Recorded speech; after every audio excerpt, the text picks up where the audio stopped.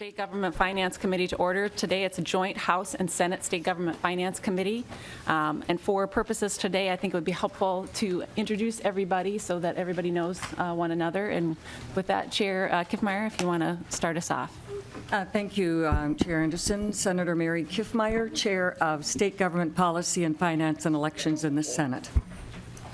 Good afternoon. I'm Julie Rosen. I'm the senator from District 23, and I'm the chair of finance and the chair of the Pension Commission. Mark Cran, Senator District 32, Vice Chair of State Government. Hello, I'm Carla Nelson, live in Rochester, represent Olmsted County. I'm the chair of the Education Finance Committee. Senator John Jasinski from Faribault, District 24, Vice Chair of Transportation.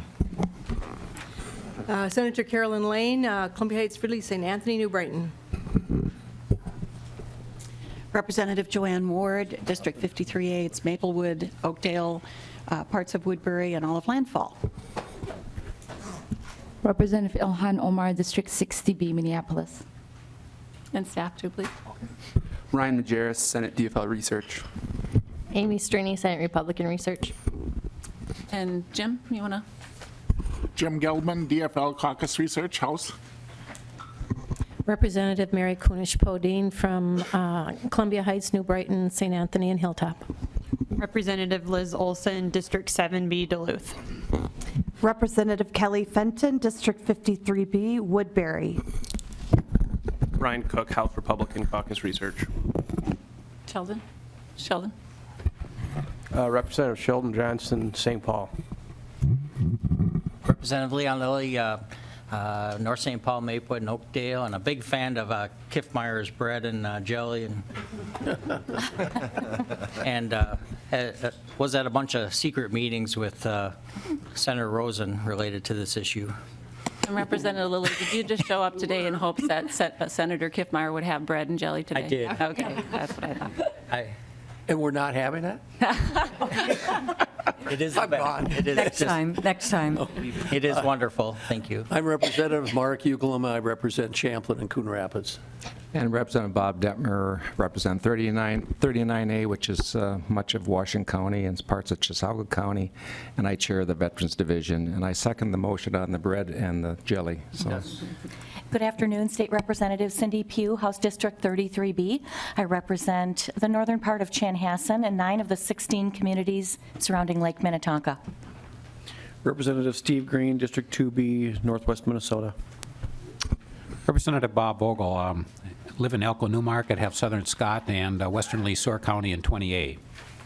I'm Representative Jim Nash. I represent 47A, which is Western Carver County, and I'm the Vice Chair of the House Committee. John Hultquist, House State Government Finance Committee Administrator.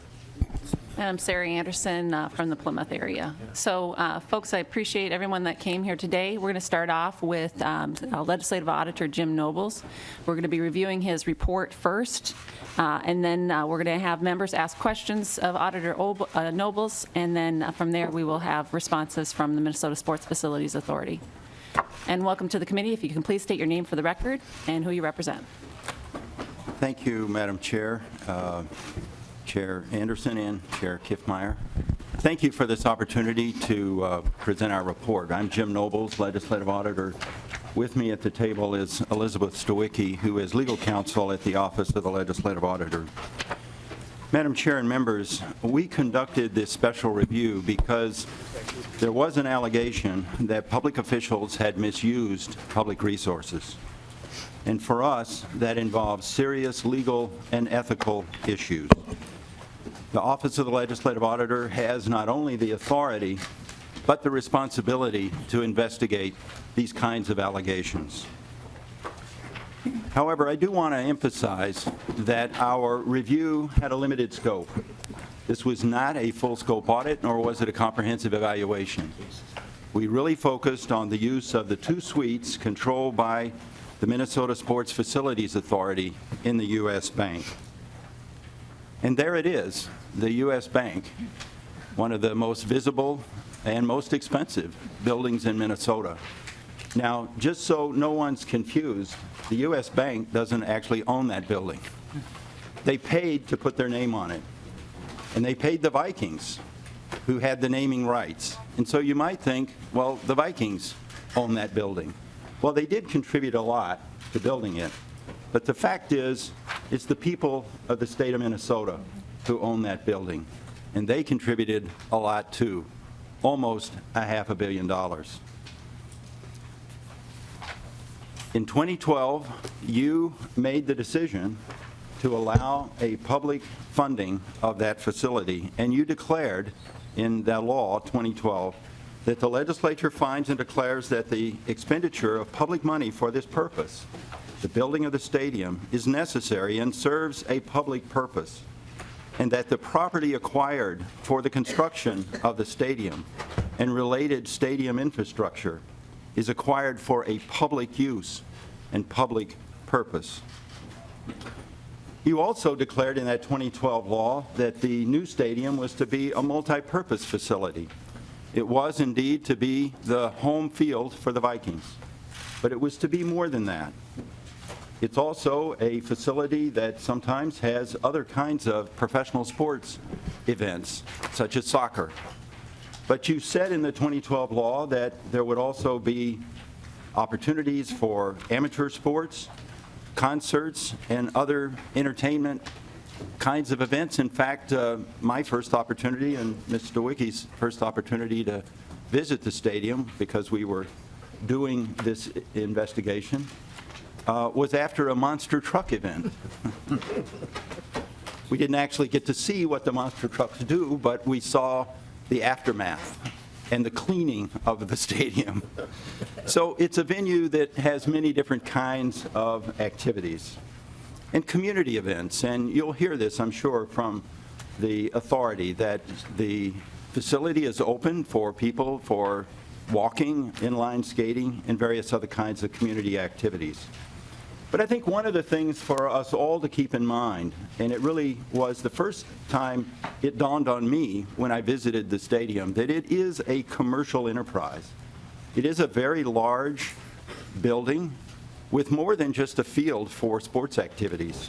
There's a lot of space in this building that has to be rented out for meetings and parties. In 2012, you created a new public organization to be in charge of this People's Stadium. The Minnesota Sports Facilities Authority, in law, is responsible for operating, maintaining, and marketing the U.S. Bank Stadium. It has 5 members. 3 are appointed by the governor, and the governor appoints the chair. 2 are appointed by the mayor of Minneapolis. They have a small staff of about 6 people and an executive director. How do they get all of their responsibilities accomplished to operate, maintain, and market this very large, very complex commercial and entertainment enterprise?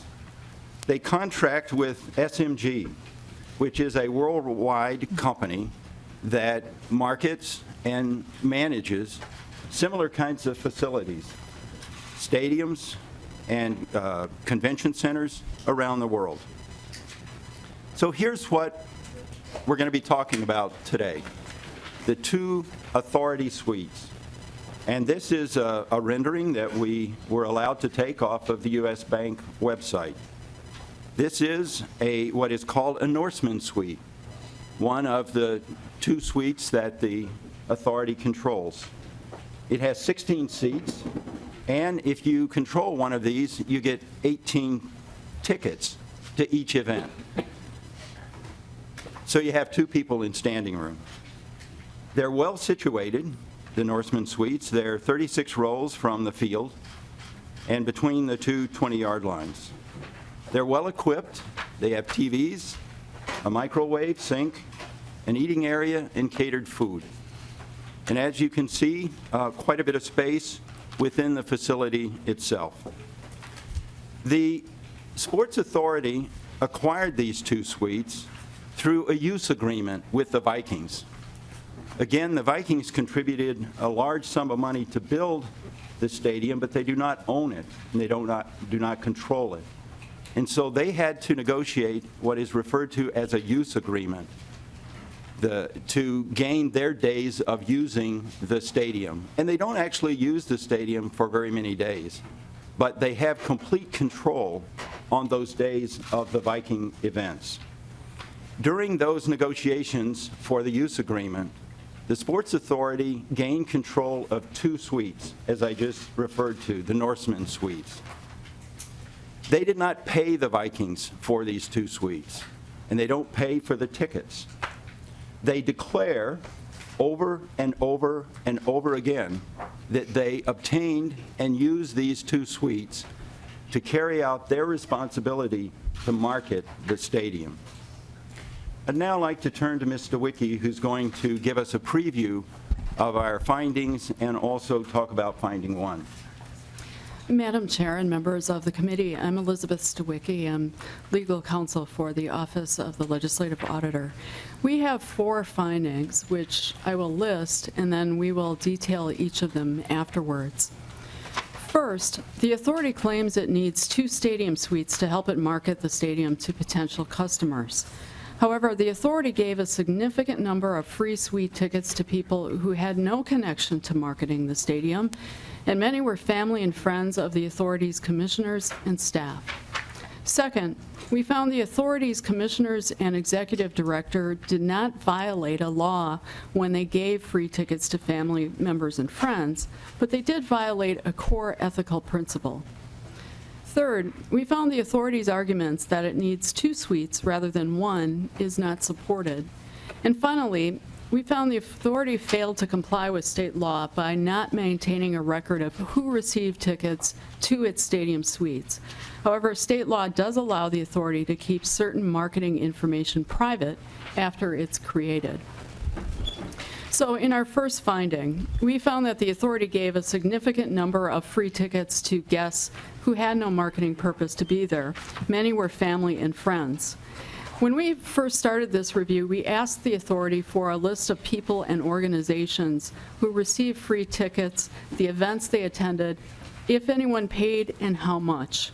Unfortunately, the data we received was often confusing and difficult to parse out, so we had to make some judgment calls. The data we received from the authority is included in Appendix C. Given the time constraints and the hundreds of tickets at issue, we could not make our own independent list. So we went through all of what the authority gave us and divided these tickets into 3 major categories. First, those who, by the authority's definition, were given tickets for a marketing purpose. For example, to guests who might book a future event at the stadium. Second, those where we questioned the authority's explanation that the tickets had a marketing purpose. And third, tickets given to people for no marketing purpose, family and friends. But before I go through the numbers, it's important to note that we did make several assumptions that explain our judgment calls. If the authority gave a ticket to an individual for a marketing purpose, and the individual brought a guest, say a spouse or a companion, we counted that spouse in the business column as well. We found that sometimes this is the practice for free tickets for business purposes at other events and arenas, and we thought that we would include that. You can disagree. We also gave the benefit of the doubt to commissioners and staff. We assumed that they were there for a job-related purpose, and therefore they are also in the marketing category. On the other side, there were guests who had no marketing or any purpose for being there other than to attend a game or an event. And if they had the same last name, we listed them as family. If they didn't, we just put them down as a friend. So looking at the numbers, the authority used a total of 352 tickets.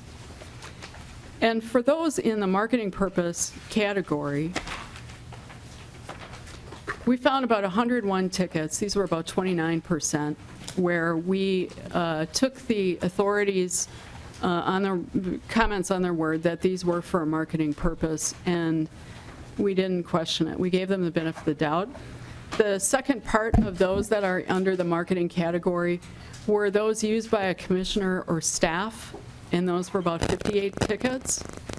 And then in the second area, which we called the gray area, where we kind of questioned the reason that the authority gave us. For example, during a November Vikings-Detroit matchup, 4 Metropolitan Transit staff received free tickets to the suite to, quote, review the operational flow of the light rail and bus service, observing entrance and exiting the building to help increase ridership, which benefits marketing the stadium. We questioned whether, one, it was necessary for people to be sitting in the suite to do this, and then also, two, is it even possible to be sitting in the suite and figuring out whether watching the traffic flow from that position? Now, again, we question this. There might be good reasons that they have for why this is a marketing purpose. We are just going based on what they gave us, and we put it in this questionable column. The rest are for family and friends, and where we found there was no marketing purpose, and those were 158 tickets. And so if you parse this out, it comes out to about 45% for those in the marketing category, 10% in the questionable, and then another 45% in the family and friends category. And so now I'll turn finding number 2 over to Mr. Nobles. Madam Chair and members, as I said at the beginning, we believe that the issue here concerns legalities and important ethical violations. And as Ms. Stawicki said when she reviewed our findings, we found that the 2 primary laws that could have applied and frankly would have been violated do not apply to the authority because of the way in which you establish the authority. It is not an agency in the executive branch of state government. Therefore, the state's code of conduct, which is applicable to all officials and employees in the executive branch, simply does not apply. But if it did apply, it would clearly say you cannot use your position in state government to bring any kind of advantage or privilege to a family or friend. You have to use that position for solely for a public purpose. Also, the gift law does not apply. Also, again, for somewhat of a technicality, and that is state law does not define an entity such as the authority as a lobbyist principal. Therefore, giving a gift, a ticket, to someone does not fall under the gift law. So they did not violate the law, but we think every public official, every public organization, whether the law applies or not, has to uphold core ethical principles. And we don't think the authority did. And probably one of the most basic ethical principles in public service is that you do not use your position to obtain personal benefits or privileges for family, friends, or other personal associates. And I'll turn back to Ms. Stawicki for finding 3. The authority claims it needs 2 suites for marketing rather than 1, but we found that their arguments are unsupported. As we found, about 158 tickets went to people who had no marketing purpose. Again, you know, I don't know if we mentioned this earlier, but the authority did not use all of the tickets it had available. So even if you added in the tickets we found questionable, you would still not need 2 suites to, you would still not need the extra suite for a dozen events. The authority also told us that it needed 2 suites to avoid allegations that commissioners were communicating outside of the open meeting law.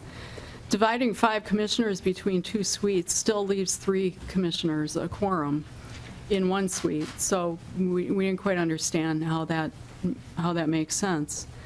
Nonetheless, even though the authority's arguments for the 2 suites are unsupported, we do believe the public should retain both suites. They are a public resource. They just need to be used for marketing purposes and possibly others. And we think that's where the legislature comes in, to help define and broaden what those public purposes might mean. Just because the authority didn't always use them for a public purpose does not mean that they can't be used for a public purpose in the future. For example, the authority has said that one of the reasons it gave tickets to its family and friends was because that's how things were done at the Metrodome. The Metrodome and other Minnesota stadiums also use some of those tickets for charitable purposes. Children and adults who were having serious illnesses, underprivileged children, and the elderly. And so we would suggest, and we do later in our recommendations, that's something that maybe the legislature could consider. I now turn over finding 4 to Mr. Nobles.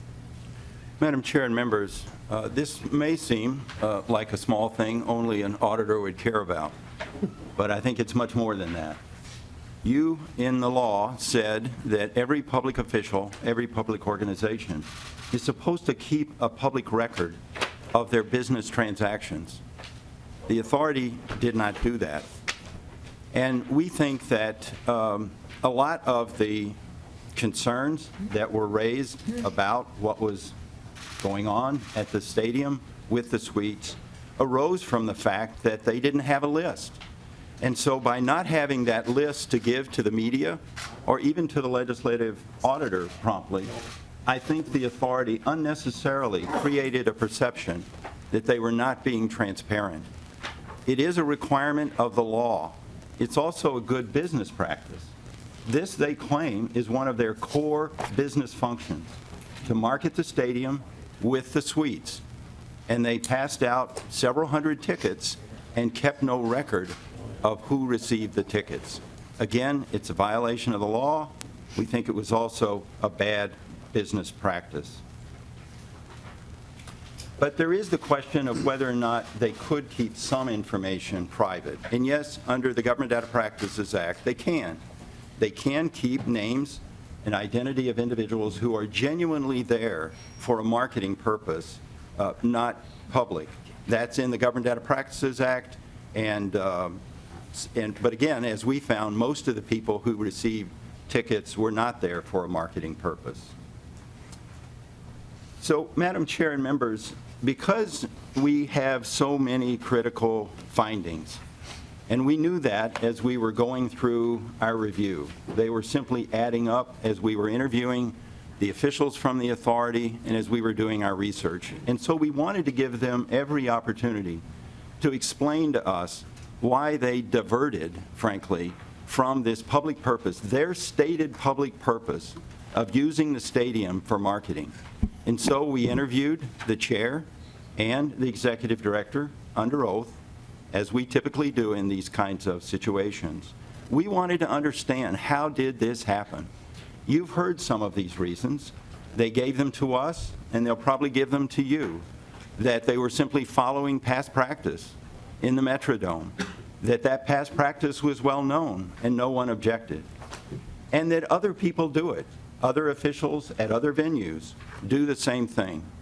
We simply are not persuaded by any of these reasons. The authority knew and said that they were obtaining these suites for marketing, and then diverted from that, and for reasons which to us, again, simply don't add up. To their credit, the authority has now developed and adopted a new ticket policy, and Ms. Stawicki is going to talk about that. Well, as Mr. Noble said, to its credit, the authority responded to the public criticism by adopting a new suite use policy, which said it would no longer have family and friends use the free tickets. And so under the new policy, the authority must maintain a list of individuals who use the suites, including their names, the dates, the events, the individual's organization or company or employer, the authority person who invited them, and the person's purpose for the free ticket. Nonetheless, we still have some concerns. The policy includes a list of people who may still obtain free tickets, including public officials and community member groups. There is also another category listed as other. In addition, the policy leaves it up to individual commissioners and staff to decide whether a ticket is for a public purpose. We would caution that leaving it up to the individual commissioners and staff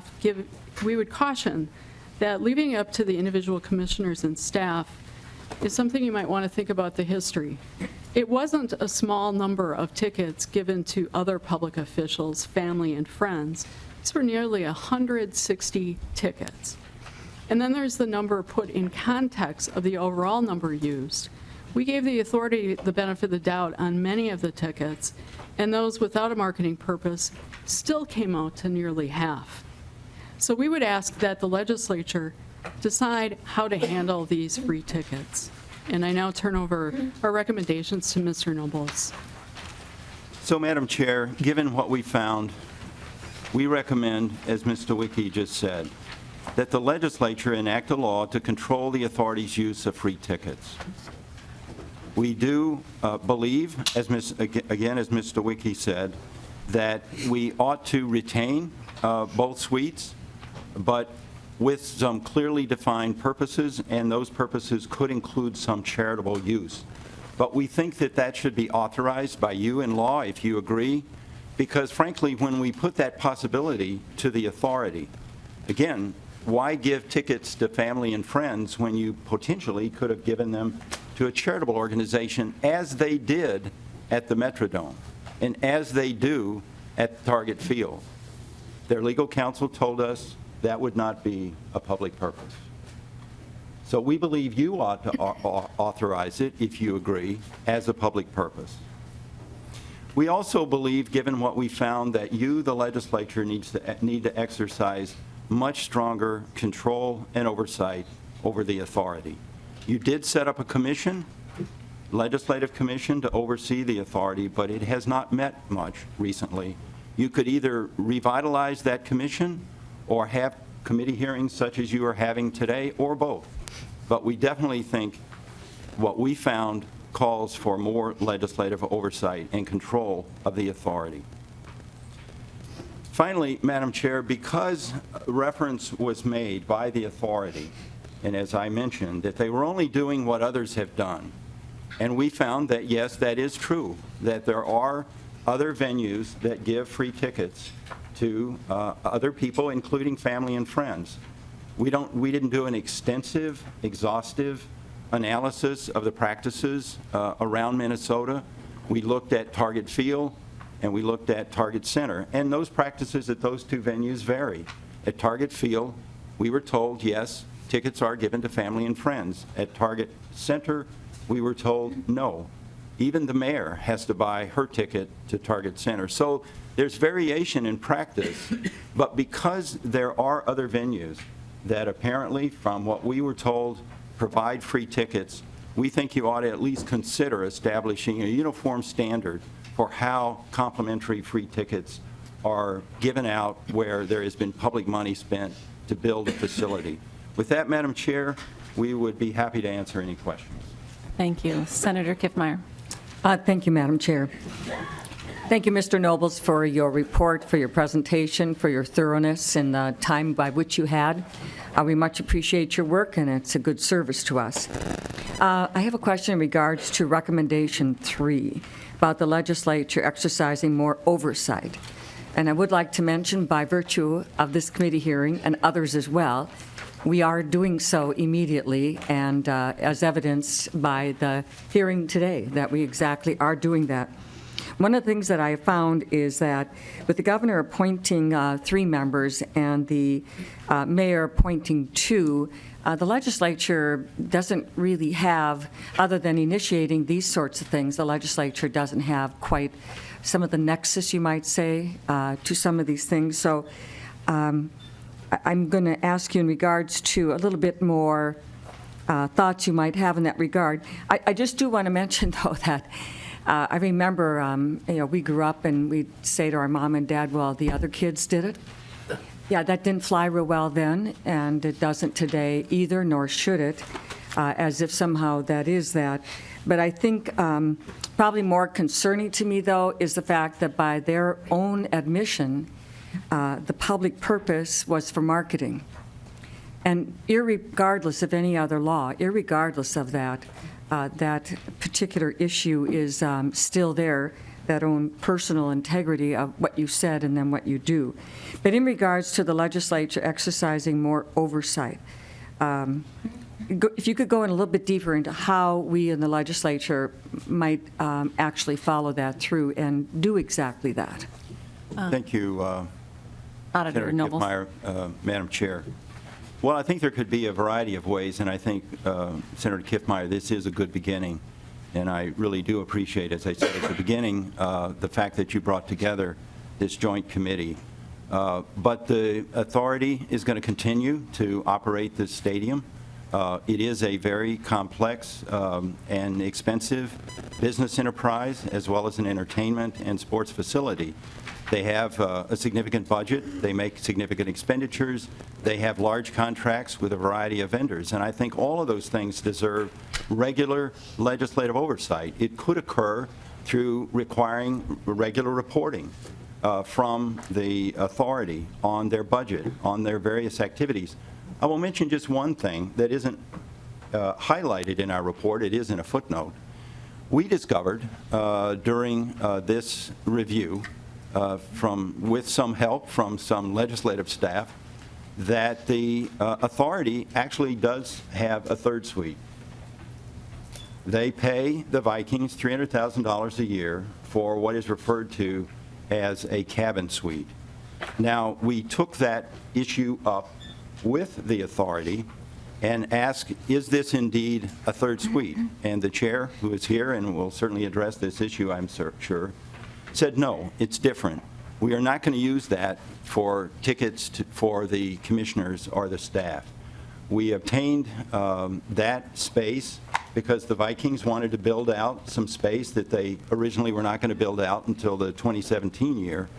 But they wanted to do it to accelerate it, and they came to us and wanted some money. We didn't have the money up front, so we agreed to, in a sense, amortize over time our participation in that.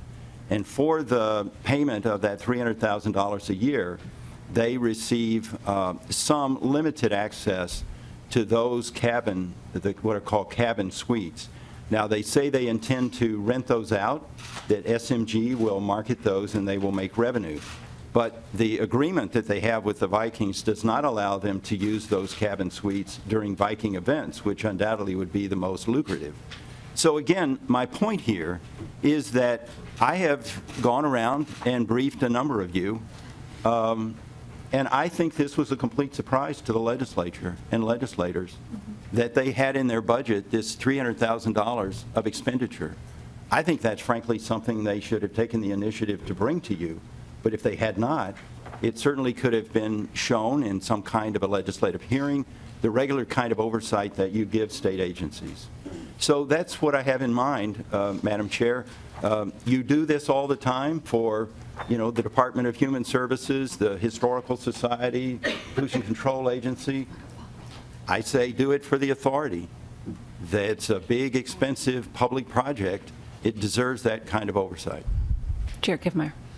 Mr. Nobles, a third suite. It is bad enough with two suites. A third suite and $300,000. That is not something I've heard before. How did you uncover a third suite? I mean, that could not have been an easy thing. How did you uncover that little piece? Mr. Nobles. Mr. Brian Cook, who's here, called me up one day and said, Mr. Nobles, I'm looking at the authority's budget. What is this item? And frankly, it really wasn't real clear to decipher exactly what that was. And I followed up and found out, indeed, it is a $300,000 a year payment for 5 years, if I recall correctly, that the authority will make as its payment for the limited use of this space. Now, again, I would ask you to take this up with the authority officials. They can give you their explanation. I think I've accurately portrayed what they told us. It is in a footnote, and I quoted an email that I received from the chair. So again, they are saying this is not a third suite in the same way that the Norseman suites are to be used by the commissioners, that it will be a revenue generator. My only point again is I don't think we should be sitting here today and you learning of this from me. Agreed. But thank you, nonetheless. Mr. Nobles, so you said that the $300,000 for the other suite, the third suite, if you will, that's for marketing purposes. So are you saying that the two suites that they currently operate are not for marketing purposes? Madam Chair, no, not at all. I'm saying that by their own statements over and over and over again, that they obtained the 2 suites, the 2 Norseman suites, for marketing. In other words, that it would be a place where you could bring potential customers who would then come and rent space, possibly for an event on the field or in some of the various club spaces, and that it would be an enticement. It would be something that is done in business to provide an opportunity for people to see the events and tour the building. And so, no, by their account, the 2 suites were supposed to be used for marketing. What I found surprising, though, is that they have hired, as I said, a world-renowned, really, marketing and venue management company, SMG, to help them market the stadium. And yet, on the guest list, for people who had tickets to sit in the suites, to the best of my knowledge, you will not find a representative of SMG. So, Mr. Nobles, did you ask SMG if they have ever had access? Have they ever been in attendance to the 2 suites that we have for marketing purposes? Madam Chair, I did interview, talk to the person from SMG who has been designated to be the general manager of the U.S. Bank Stadium. It may, in fact, come as something of a surprise that there is a general manager, in addition to the authority, a general manager that has been appointed from SMG to manage the stadium. They have a fairly large staff of people. They hire a lot of permanent and full-time people as well as temporary people. So yes, I did have a conversation with him about his feelings about having a suite, and he said it would be helpful to marketing the stadium, that he has been at other venues and used suites for a marketing purpose, but he has not had that opportunity at the U.S. Bank yet, but looks forward to it in the future. So SMG has no access currently, or hasn't been able to utilize the suites as far as you know, for marketing? Madam Chair, as far as I know, that's true. And that's their sole responsibility, is to market the stadium? To maintain, Madam Chair, they have responsibility for not only marketing, but operating, maintaining, managing. They have a vast responsibility for everything from trash collection to security. They are the people that manage and market the stadium. Okay. Representative Nash. Thank you, Madam Chair.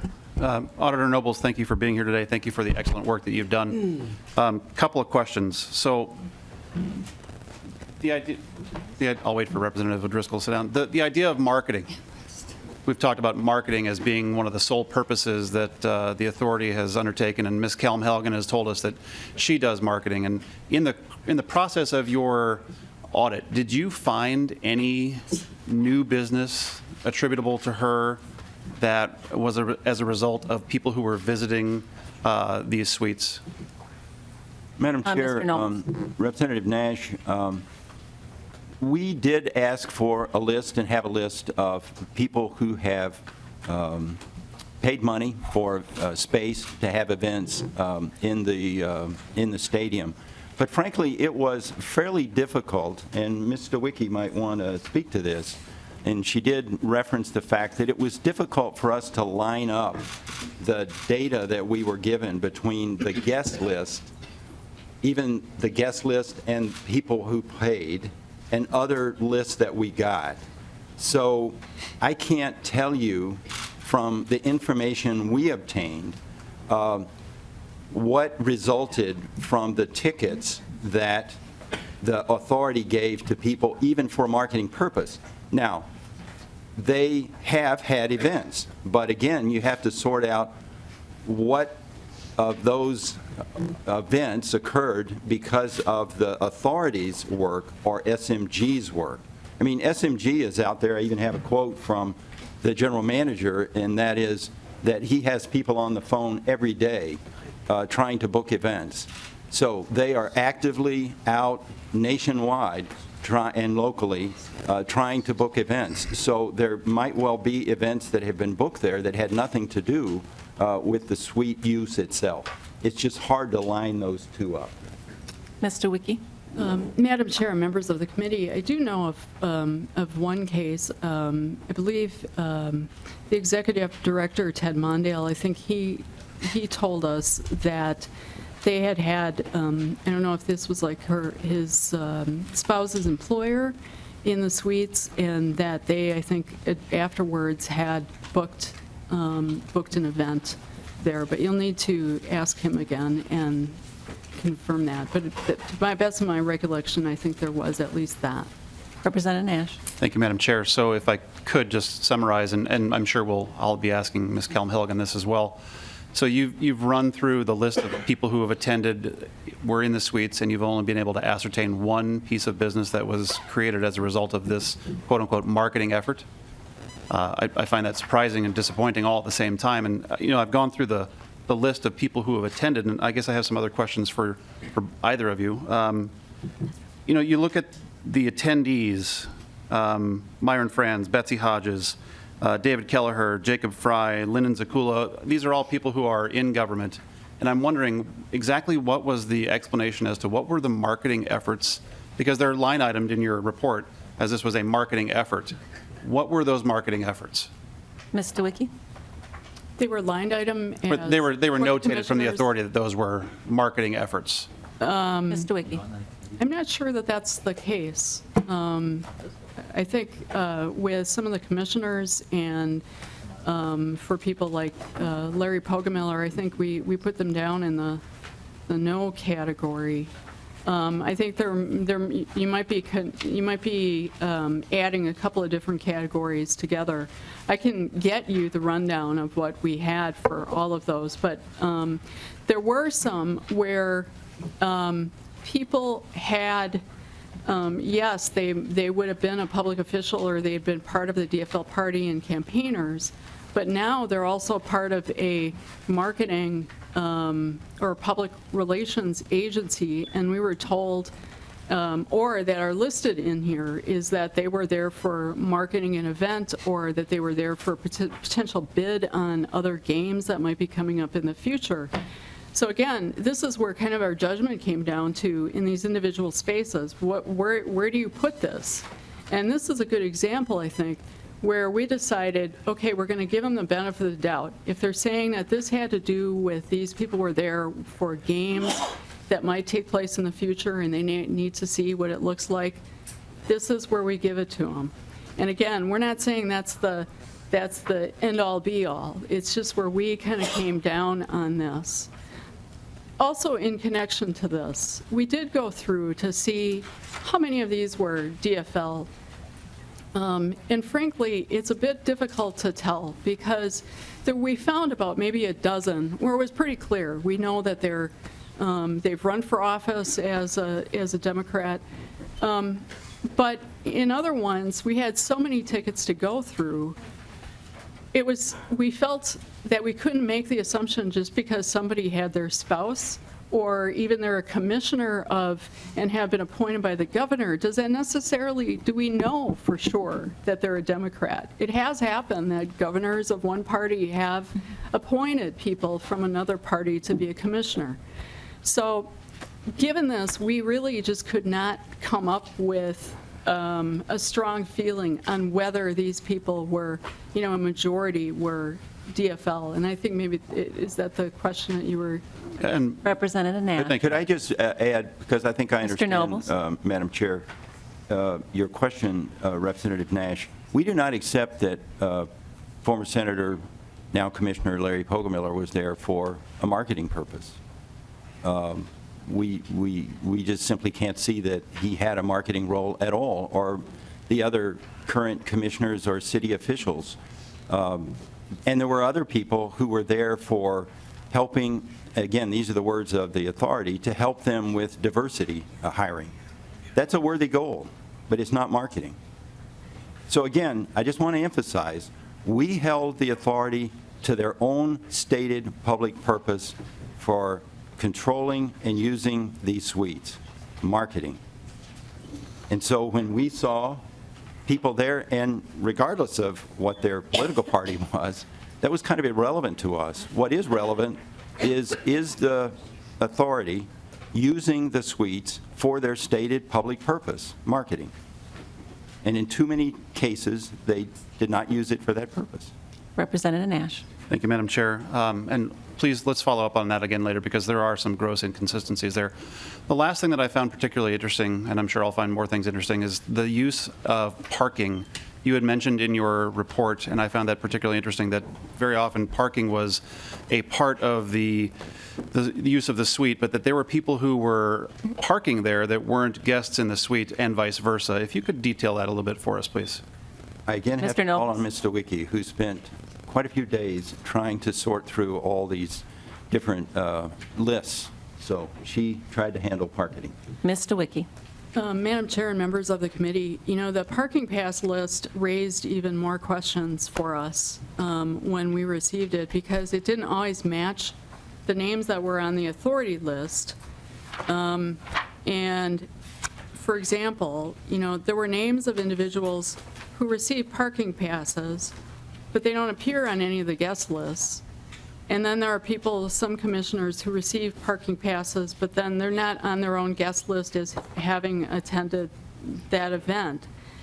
And so, frankly, we received the parking, or we found out about the parking passes at a later date. And frankly, there weren't that many of them, but of what we could see, we couldn't figure out what the rhyme or reason was to why some people got parking passes who might have been family and friends, and who didn't get parking passes, who were there for a marketing purpose. Now, again, there could be other reasons that could explain this. For one, maybe the people who were there for a marketing purpose, you know, to do the X Games or whatnot, came from out of town. They took a cab, they had a limo, they had their own thing, they didn't need parking. I don't know. But again, we just kind of had to do what we did based on the limited information that we gave you. And it's not meant to be kind of the end-all, be-all. It's just to kind of give a start. And if you want some of the more detailed information that I put together, I'm happy to share that with you. Ms. DeWicki, is it possible then that the parking passes were kind of used as a commodity and people were giving them out to other folks that weren't part of the suite? I have no idea. I think that's a question for the authority and their members, because it wasn't listed in the parking pass list of why people were getting parking pass. It just says they got a parking pass. And again, it kind of came late in the game that we weren't really able to question you know, the authority and other people on it as far as, well, what was actually going on here. Okay. Senator Rosen. Thank you, Madam Chair. Let's address that issue right now. The parking passes came late in the game. What does that mean, Ms. Lewicki? Was that information that was because you did not ask that information, or it was just given to you late? Once you found out there was parking involved in this? Madam Chair, members of the committee, I believe it was that we found out that actually, I think a legislative committee had asked for it and received it. We did not know that it existed. And so when we found out, I think that the legislature was receiving this, I think it was in early, I'm not sure when it was, maybe early January or whatever. Then we looked to see that, and that's when I started cross-checking the different guest lists, parking passes, payment lists, that sort of thing. Senator Rosen. Thank you, Madam Chair. And this is what is one of the concerns of this report. On page 8, you mentioned that the authority gave us poorly compiled, confusing, and incomplete information. We also have significant concerns about its reliability.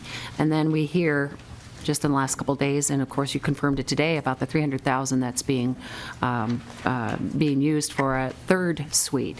Mr. Nobles, do you have any other concerns about what is not being conveyed openly?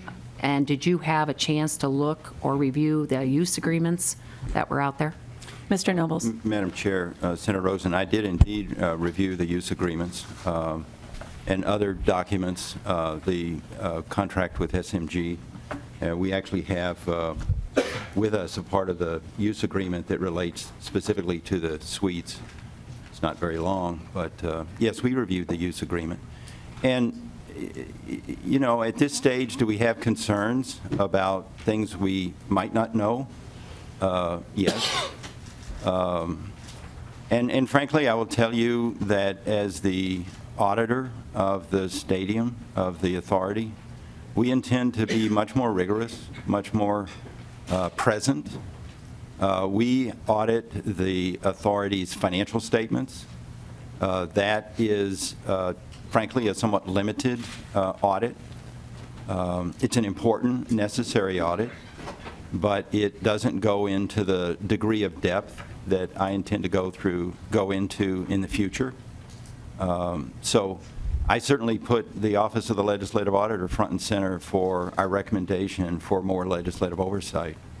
And so we will find out if there are things that we don't know that we should know. Senator Rosen? Thank you, Madam Chair.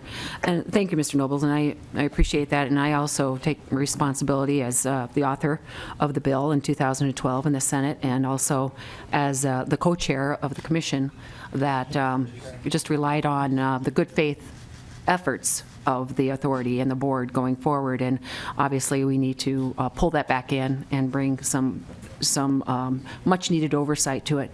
The other question I had, if you could answer the fair market value issue, because I'm looking at these dollar amounts that have been reimbursed, and I just lost my page here. There's a lot of, thank you, there's a lot of inconsistency on what has been paid by some guests, and it ranges from $350 to $200. You are talking about a very, very lucrative and attractive suite. Is that fair market value is $200, and that includes the food. So I think going forward too, we are going to have to address that issue. I think there's a lot of money that's been left on the table that probably we could have reined into if you really wanted to have a serious conversation about what the value of those suites are worth, the seats in the suites are worth. So we're on Madam page Chair, D3, Mr. Nobles. Senator Rosen, I'm going to have Mr. Wiki speak to that. I just want to be clear. They did not have to make a payment because it was not a gift under the gift law. And we asked, in fact, in one of our interviews, I think it was with the chair, why then so quickly did people pay after it became controversial? And I think I quote her directly by saying they didn't want to be seen as taking something unfairly from the government. But those payments were made after it became controversial, and the authority really set the price that was paid. And so we did some analysis. There were a lot of questions in the media about whether or not that was an appropriate price. And so we did some research. We did not try to set a price, but we did some research on what a price might be and what kind of calculation would be necessary if you really were required to reimburse for a gift. So I'll turn it over to Mr. Wiki. Mr. Wiki. Madam Chair and members of the committee, two things. One is that I believe that the events that the authority had and that people paid for were different. They had Vikings tickets, they had other events as well. They had 2 concert tickets and 2 soccer championships. And so from the way that I read it, I think that they assumed it, and you can ask, is that the Vikings tickets they priced at maybe $200 a piece, and that the concert and maybe the soccer were between $100, $150, which may account for why some of the payments that they have on there are different. Now, when it comes to the value of these tickets, it was a question that I was interested in and that, frankly, people had raised with us. And so the place to look was at the campaign finance board and to see if they had any opinions on how much someone, if, let's say, these were gifts, and that a public official had to reimburse, how much would they have to reimburse? And there was an opinion having to do, I believe, with the University of Minnesota and some Gopher tickets. And that opinion said straight out, it's the fair market value. It's whatever the public would have to pay for that game at that time in those particular seats. And so when I looked to see, the opinion then would go on and said, okay, what is the fair market value? If the public has the ability to obtain those tickets on a secondary market, that's what it would be, whatever would be on the secondary market. Now, if they don't have that ability to get them on a secondary market, no matter how much an official paid, it still would not be, it still wouldn't work, because they're getting preferential treatment that the public does not get. So there is one small, the ESPN.com, in another story that they were running about the Packers-Vikings game, had talked about what the secondary market was. One, keep in mind that these tickets were sold out, but they were available on, StubHub or other tickets like that. I think the bottom rung was like around 120, 129. The median was 351, and then I think the top was somewhere around $2,600. So I guess that's for you to decide where you would place these tickets. Madam Chair, I would just add to that. Mr. Nobles. That one of the complications, of course, is that these are not row seats. These are suite seats. And there is an underlying expense that somebody had to pay, except for the authority. But I think if you're calculating a fair value, what would somebody have to pay to sit in a suite seat? Well, they would either have to have a friend who had bought the license, or they'd have to have a friend at the authority, or they would have to have enough money to pay the license fee. So how do you factor that in when somebody gets a free ticket? And we just thought that was a complication we weren't going to have to, and really shouldn't deal with, because, again, there are other factors about, is a seat in a suite for the Packers game more expensive on the secondary market than for the Vikings playing the Bills. So we just left it there. And there was quite a bit of demand for the Packers Vikings. We know that. Okay, Senator Rosen? No, thank you. Okay. We're going to do a couple of more folks that are on the list, and then we're going to pause, but we still have members that have questions for you, but I think it would be helpful to have the MSFA come up and provide their response. I think the question that I wanted to piggyback, though, on what Senator Rosen was saying, what I don't understand is if you're looking on the Exhibit D, Appendix D3, and you're looking at the payments that were received, you have one person paying for a Metallica concert ticket of $70, and then another person, I see, now it's the same person, so they gave two different checks to equate to that amount. But what I don't understand is when you look at former Vice President Mondale, he gave $350, and everybody else is paying $200 for that. And I couldn't figure out why that would be different, because if you were to even just divide it in half, it doesn't jive. So somebody clearly is paying more than others. So why is there a difference for the same event for that piece? And I don't know, Ms. Stewicki, can you answer that? Madam Chair and members of the committee, I think that might have been an outlier that the Vice President just decided that was what he was going to pay, but I would defer to Executive Director Ted Mondale. I'm sure he could maybe add some insight into what that. I have no idea. Again, we were just going based on what we had here, but I will also point out that, again, some of these payments didn't say who they were for and what they were for. It would just be like a total payment for $600 by one person, And then, I would go back and look at the guest list to see, okay, were they at this event? How many people were part of their party? And could you divide it up that way? But again, it wasn't as specific as we would have liked it to be. Okay. Madam Chair, I think what we're Mr. saying, Nobles. if it's confusing to you, it was confusing to us. And we had a hard time sorting it out, so.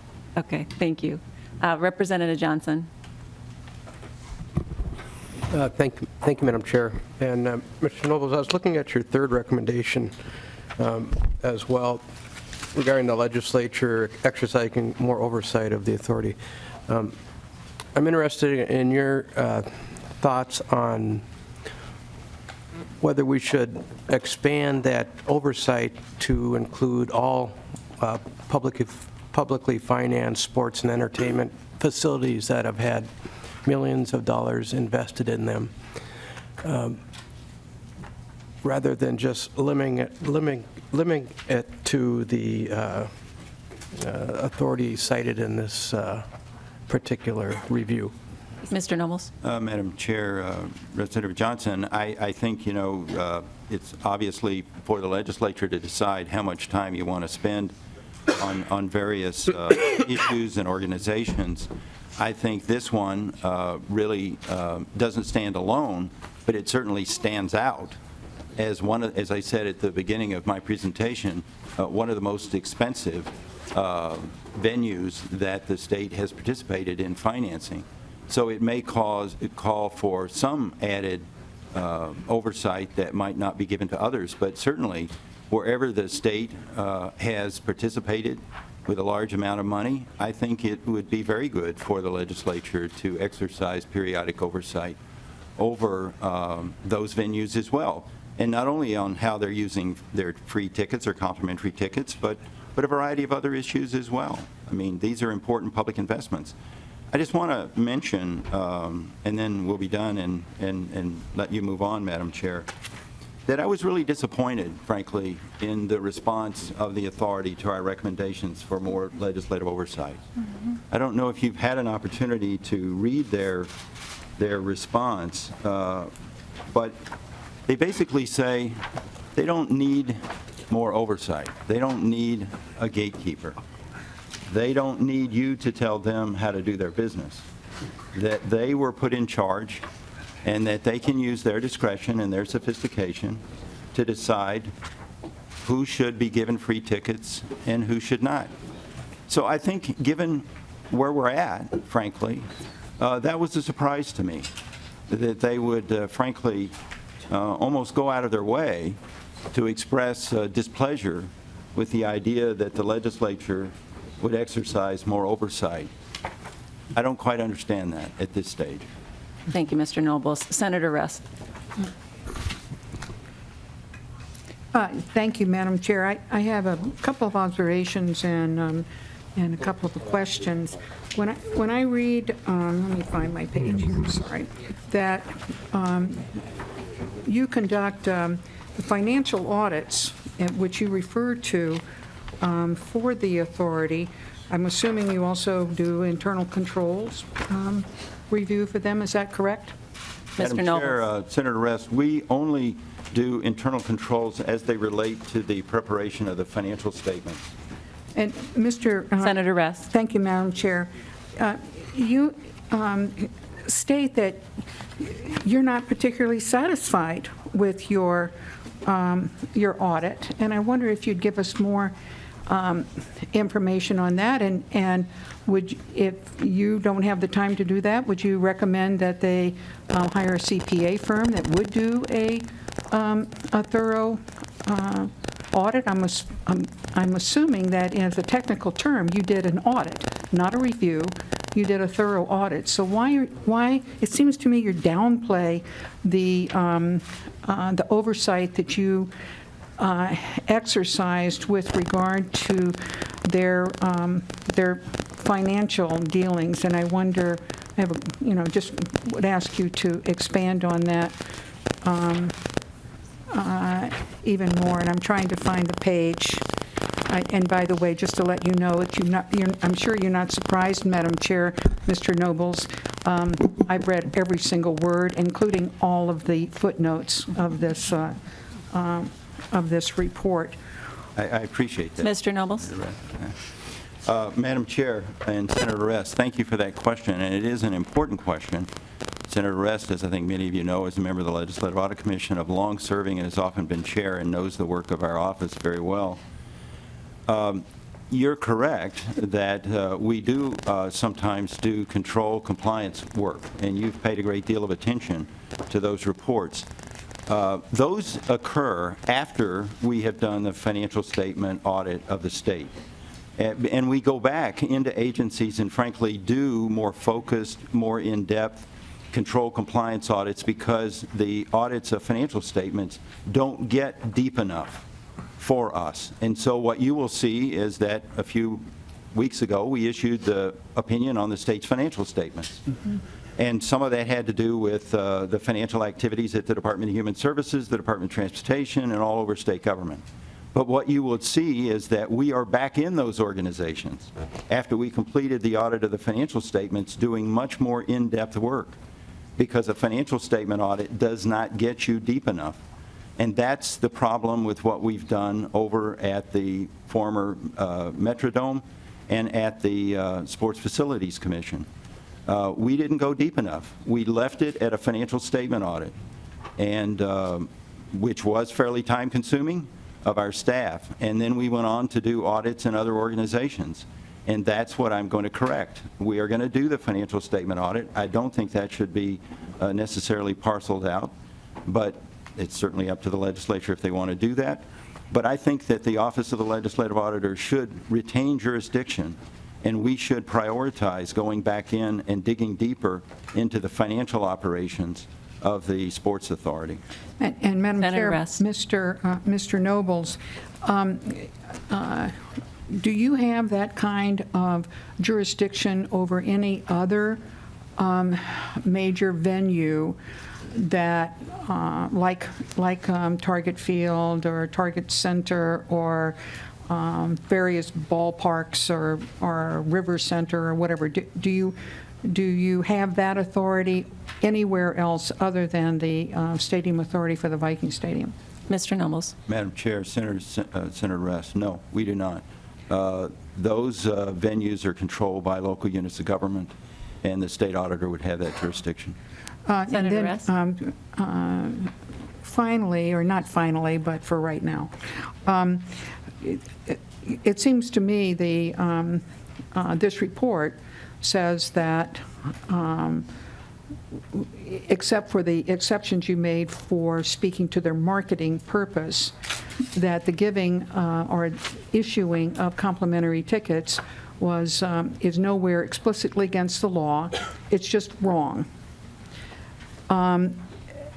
Would you say that for the ballpark authority, where it is explicitly permitted that people who are part of that group are able to dispense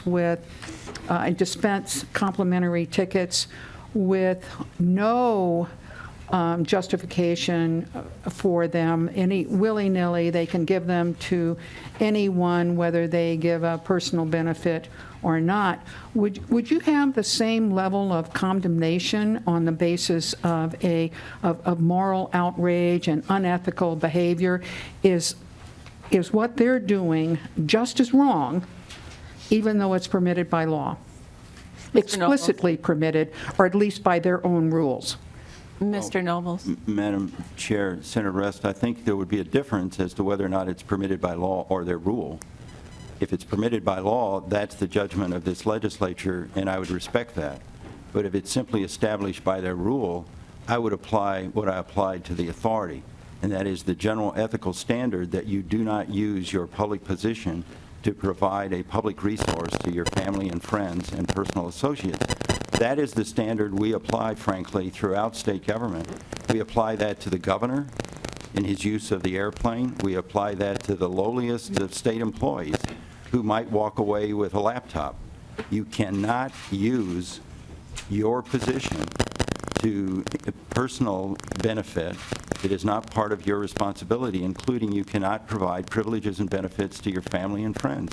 So, Madam Chair, Senator Mr. Nobles, Rest. I'll take that as a yes, even when it is permitted, if there are public officials that are taking advantage of those tickets, it is, it's wrong, and I would agree with you.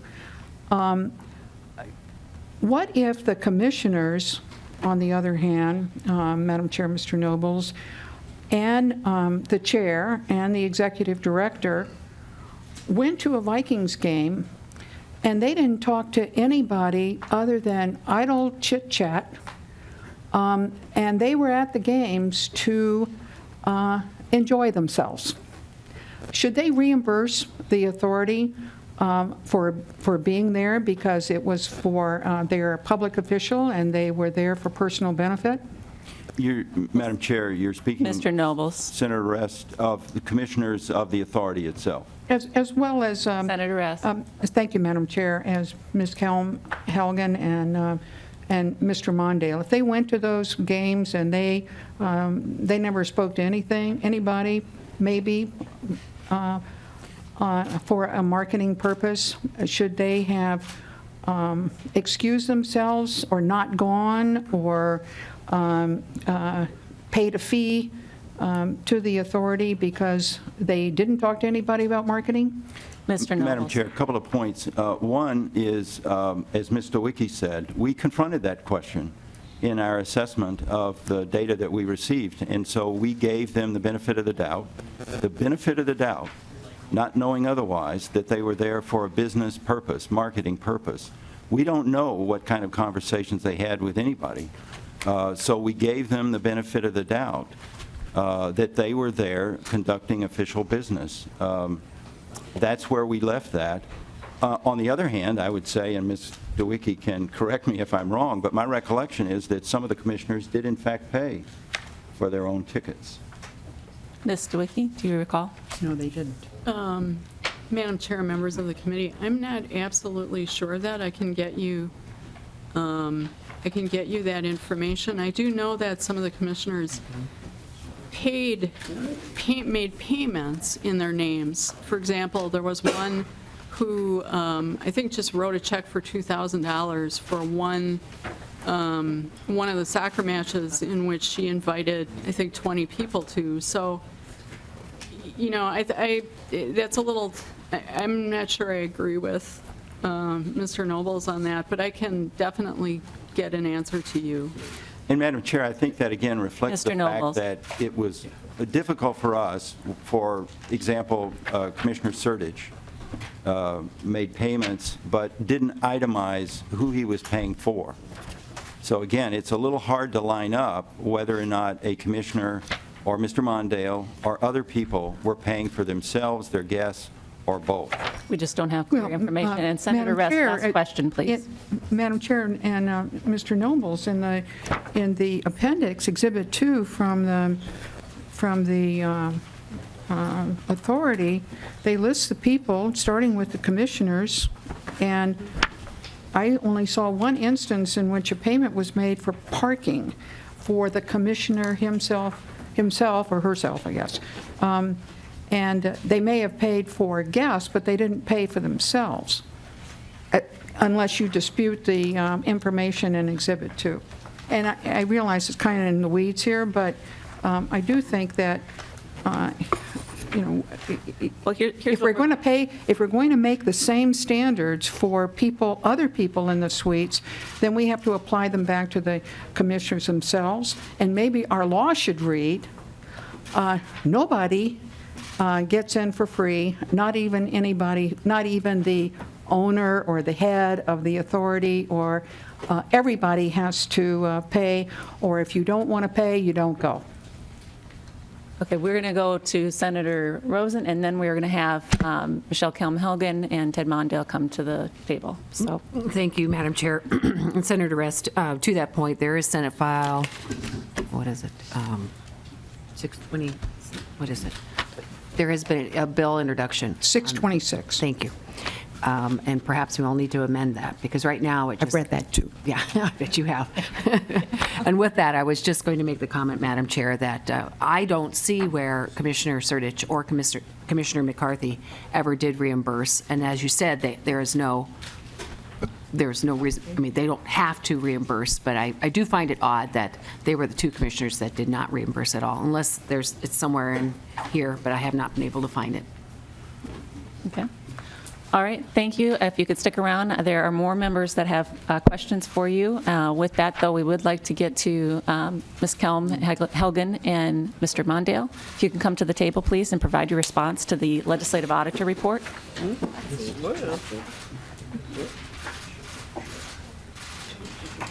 And members, you'll see their response in written form as well in the latter half of the OLA report. Welcome to the committee. If you can please state your name for the record and who you represent. Thank you. My name is Michelle Kelm-Helgen. I'm chair of the Minnesota Stadium Authority. And if you could speak up, we do have some white noise fan, so it's difficult to hear. So if you could speak into the microphone, that would help. And I am Ted Mondale, the executive director of the MSFA. Welcome to the committee. As requested, I have prepared a statement that I will read, but I first just wanted to address the suite issue that was raised, because there definitely is a lot of confusion about what that is. And before you get into that, too, if you could provide the committee with a copy of your written statement, we'll be able to provide that to the committee as a whole. Okay. It doesn't have to be right now, but before you... We did bring copies. Awesome. So, Very good. yeah, Thank you. can do that after I make my remarks. I just want to be really clear, and again, the stadium itself as a project, as a construction project, is, as you can imagine, a very complicated financial agreement that has been done over the course of 4.5 years.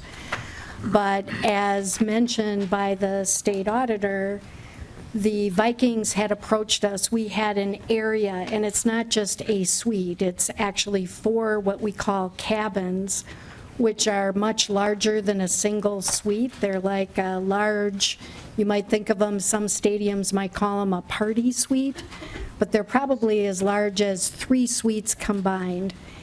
And this whole area, which was quite large, was going to be what we called future expansion space. And we had actually walled it off, and Mortensen was not doing the construction in that area. The Vikings had sold out all of their premium tickets for the stadium for the first season. So they came to us and said, we've sold out all the tickets for the club spaces. They were selling suites at a rapid pace, and they wanted to finish off this, what had been entombed as future expansion space. We didn't have the money in the authority budget to do that, so they said, we will pay, I believe it was $8.5 million to finish this space. And they wanted that space to sell to their season ticket holders for the first season. We agreed to do that, but we own the stadium, we own that space, and we wanted to have use of that space, not by the authority, but by the stadium. If you will, SMG, our operating company, we sell, market, and operate all the spaces in the stadium all the time. So all the club spaces, for example, think of it like a club space, because there are 4 what are called cabins. There's one even larger space that is called the lodge. And then there's another area called the truss bar. And this whole area combined is what essentially we have paid a fee. It's a total of $1.5 million for use of that space for our events. And when I say our events, it's concerts. So when there are concerts, tickets in all those spaces are put into the inventory that we, the authority, the state of Minnesota, gets revenue from. we, the authority, have never had people, number one, they're not suites. They're, again, think of them like a club space, if you will. And so what we did is we paid over the course of 5 years, $300,000 a year for us to be able to rent and get the revenue from that space. We did it at a public board meeting. You can find the minutes of the meeting online. I believe it was done in December, the 300,000, November or December, but we can get you the minutes of the meeting. We talked about it publicly, openly at that board meeting, and we took a vote on it amongst the commissioners, and it passed unanimously. And we talked about the fact that revenue goes to the Minnesota Vikings because they paid for the use of it. It's not a suite. We do not have a third suite. I just have some questions, though, to clarify on this. So you're paying $1.5 million over 5 years, but you don't have access to it for any Vikings games, correct? Right. Because the whole stadium, they pay us rent, and they have control of the entire stadium, all the club spaces, the suites, all the seats, all that revenue goes to them for Viking games. And you had two concerts, right? The Luke Bryan, the Metallica. Yes. So you would have had access, so you're paying $300,000 for the 2 concerts there, and then maybe you had 2 professional style soccer events, correct? And- So 4 events, you've got the $300,000. Monster trucks, we've got monster trucks and motocross coming up again. But those spaces are also part of our rental inventory, and we've had a lot of events in those. They're really good spaces because they're smaller. Individually, they're smaller than the club spaces. So we rent them for meetings, parties. We rent them all the time. So we actually have already collected a lot of revenue from those spaces. How much have you collected so far? I can get you that information for the specific rental revenue as well as the ticket revenue from those spaces. Yeah, and our use is for 30 years. Now, our payment will be done at the end of 5 years, but we have access to these spaces for all our events every day for 30 years. It's just that the payment that the Vikings wanted, that we negotiated was $1.5 million, and we decided we would pay it over 5 years. And so you pay it over 5 years, but after the 5-year window, you still have access to it, but you'll never have access to it during a Vikings game, correct? Right, just like we don't have access to any seats during a Viking game. Okay. All right. And then going So anyway, forward- apologies for any confusion on that, but I just want to be clear, we don't have a third suite, and there was nothing related to that that hasn't been made public and that we didn't vote on for that. With that, I'll start my presentation, if that's all right. Oh, I'm sorry. The only other thing I just quickly wanted to address was Mr. Nobles made mention of that we were not, he was disappointed that we were not more open to implementing the recommendations, particularly the one about oversight. I want to be clear, and I apologize certainly to the auditor. The section that he was referencing, that we did not think we needed a gatekeeper, was simply related to, or directly related to, our suite policy, and the fact that we had believed, if you look at specifically, it talks about the authority also disagrees that we need a gatekeeper to determine whether each suite ticket is responsibly used. Now, again, maybe there is, a good reason to have somebody look at each person moving forward and whether they meet the marketing purpose. But our suggestion was only related to the specific determination on suite ticket use. We definitely have no issue and are very supportive of more involvement by the legislature from an oversight standpoint, and we have no issue with that. And Well, I Ms. just want to be clear. Helgen, you've just given the dynamics of all of this, it's the sweet piece that has kind of brought us here today. And so if you're saying that you don't want to see the legislature provide oversight over the suite use, I think that that's why we're here today, quite honestly, is that you had 158 tickets that were used by family and friends. No questions, it was clearly used by family and friends. And so I'd like you to spend some time just talking about the piece on the other. What is your definition of other? Who would be able to utilize it under this policy that you've put in place? Who would be able to utilize that? Well, it definitely would not. What does that include? It's very specific that it does not include family and friends. I think the question of other comes into the idea that the head of a chamber organization, for example, who has a clear overall business purpose, but perhaps, although in the case of the chamber, they actually have done an event in our suite, but it would, or in our stadium, but you might say, well, we're having the chamber people there so that they can talk to their membership about the stadium and what is available and why the stadium would be a good place to host an event. But it may not be a direct relationship with the marketing. But I just want to say, because, you know, at this point, I've totally heard what the legislature has said. I've totally heard what the public has said. And I just want to be really clear, we're open to a lot of different things as it relates to oversight of the stadium authority, so. Well, and I appreciate you making that comment. I think on the other piece, I'm interested, would the other include, so you had Commissioner Lindsay was there, you had Commissioner Franz has been there, Larry Poggemiller, so would they be considered part of the other group for the future? Are we looking to market the space to state agencies? No, we're not. In the case, if you want me to just take those individual people and why they were there, and I know they've been excluded from the numbers. I'm just trying to kind of get an idea of what does the other piece mean? Okay.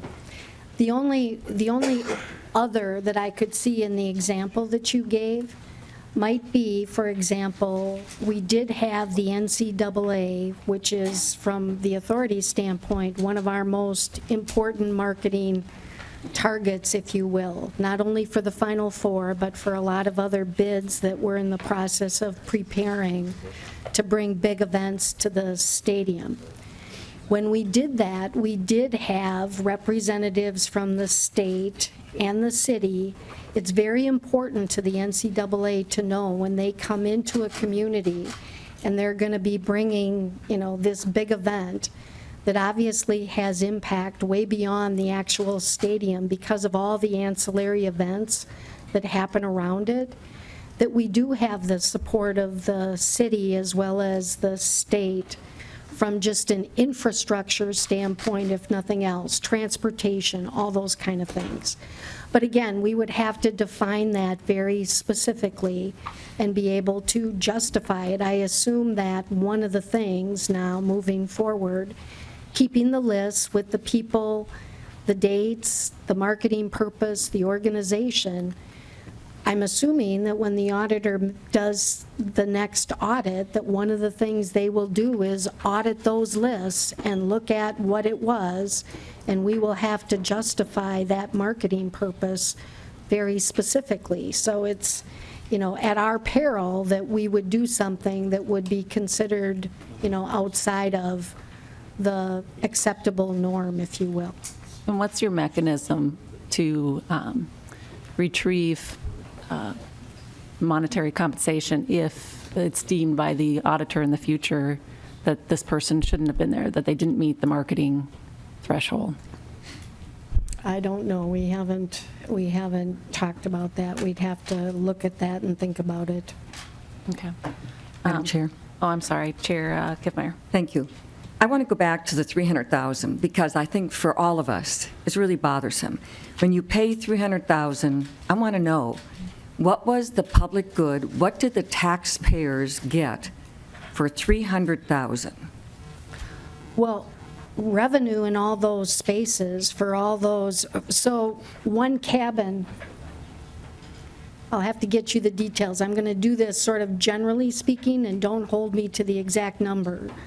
But one of those cabins has like 30 seats plus standing room. So if you have a concert, we can sell tickets in that space. The lodge bar is very large, and that is being rented not only for meetings and parties and various events, and we can get you the revenues that have come. But again, that lodge bar and the trust bar are all areas that we can sell tickets for all the events that we host, which are many and varied. I believe the Minnesota State High School League used that space when they did the high school girls and boys football championships and soccer championships as space for their coaches. So having access to all that space and having the Vikings having paid $8.5 million to finish that space, to me, is a big advantage. We had put millions of dollars in our capital budget moving forward that we thought was going to have to be used to finish out that space at a later date.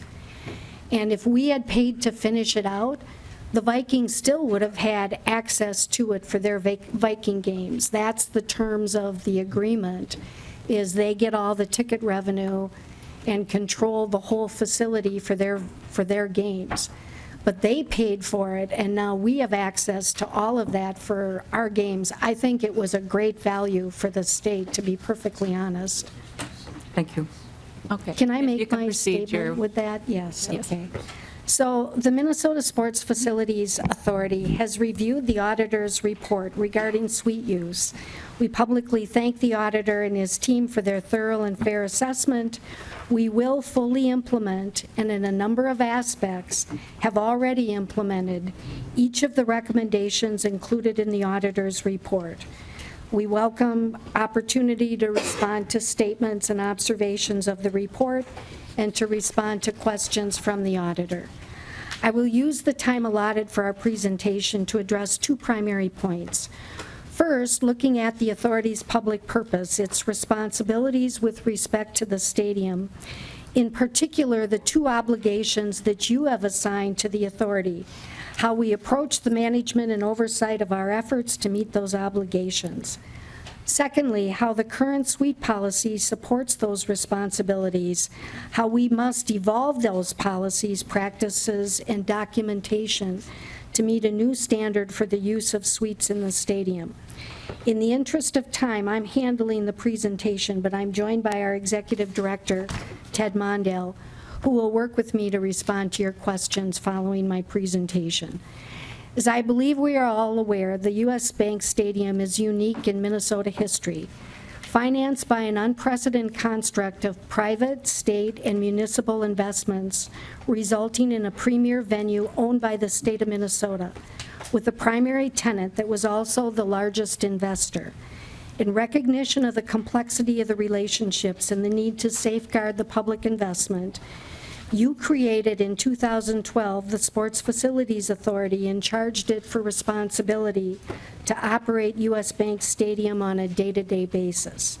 The legislature determined in the legislation there's a public purpose for the authority to conduct events for professional football and a broad range of other civic, community, athletic, educational, cultural, and commercial activities. We have two specific obligations: to maximize access for civic events, community events, public and amateur sports.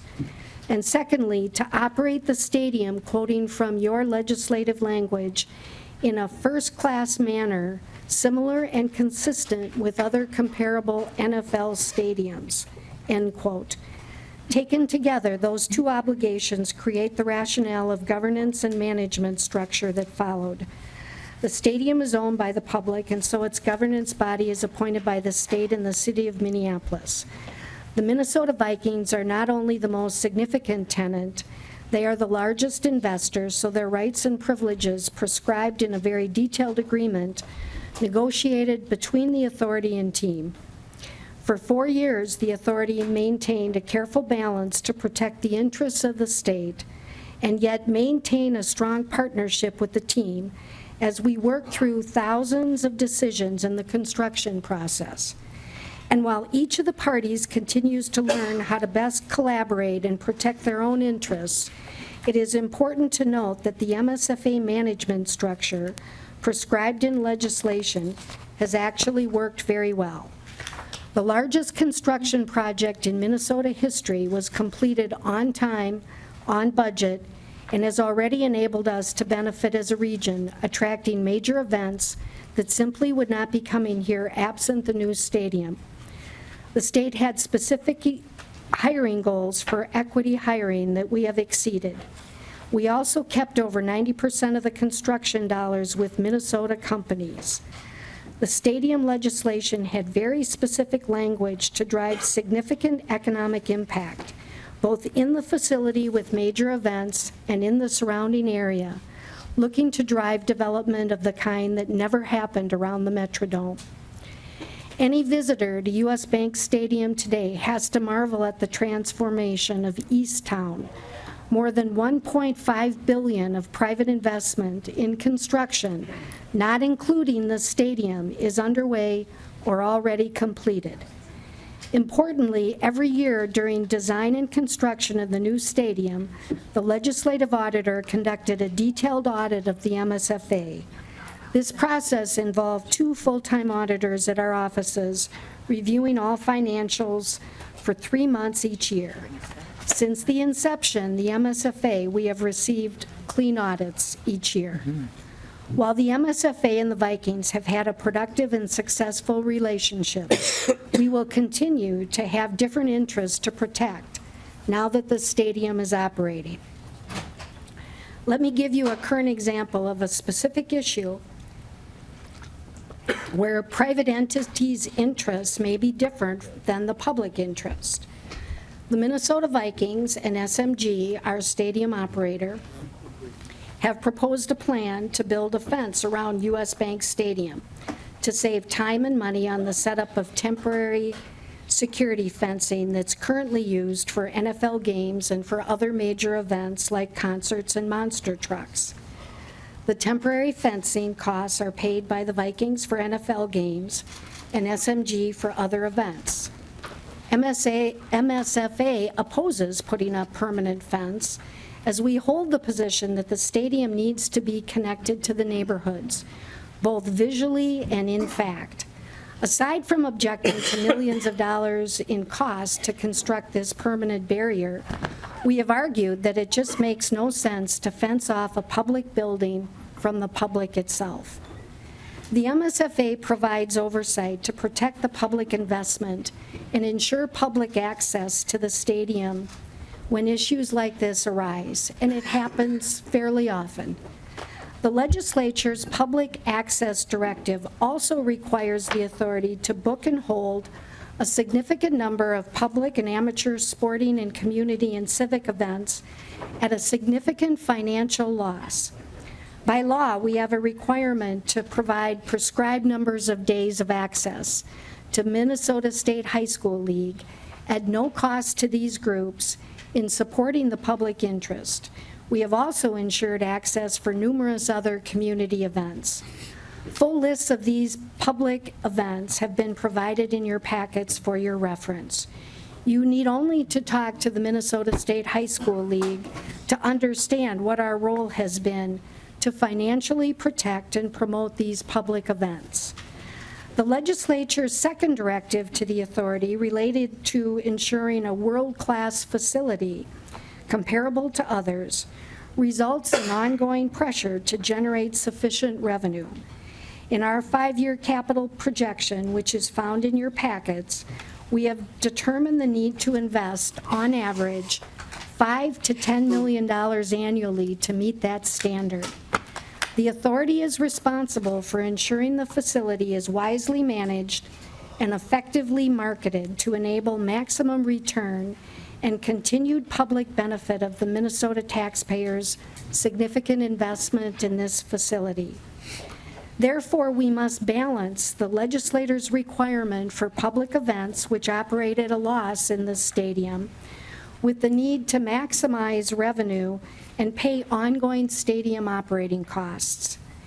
In order to both maximize revenue and assure public access, the authority maintains focus on a few key strategies while respecting the rights and privileges accorded to the Minnesota Vikings in the agreements made with the team. The authority must fully exercise its rights to generate other revenue.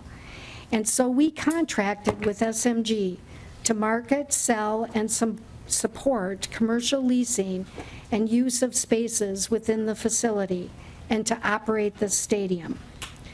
SMG was selected after a competitive process and is incentivized to drive revenue and reduce cost, which in some instances may put them at odds with the legislature's directive to ensure access for those public uses that generate financial losses. It is the authority's responsibility to manage the need for balance of public purpose and financial performance. Approximately $30 million in revenue will be generated annually by leasing activities outside of the revenues that flow to the Minnesota Vikings. Our current 2017 budget, which is in your packet, shows that revenue projection. The state's legitimate interest in having that revenue activity audited in detail, again, a reason for governance and management structure that has evolved. SMG is a private company, as are the Minnesota Vikings. It is only through the MSFA and its financial oversight and reporting that the state has a transparent view into the detailed financial information of stadium operations. The authority has a staff of 7 people, including the chair and executive director, to accomplish the following: close out the construction process over the next 8 months with finance and warranty protections. Ensure the appropriate use of construction manager and owner's contingency as the project closes out. Effectively manage the contracts of SMG and Aramark, ensuring detailed financial overview and compliance. Plan, oversee, and manage the capital reserve expenditures of $5 to $10 million each year. Work with outside stakeholders to secure major events to the stadium that will have statewide economic impact. Promote the stadium to community and public groups across the state, assuring access and information. Serve to protect the public's interest in the day-to-day issues that arise in such a facility's existence. A copy of the roles and responsibilities for the chair and executive director are also included in the information you have in front of you.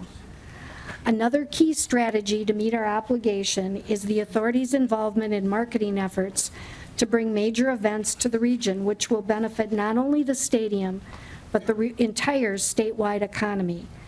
The successes of landing 2008 Super Bowl, which is expected to bring over $400 million to the state, and NCAA Final Four in 2019, expected to bring $200 million, were achieved before SMG had staff on the ground.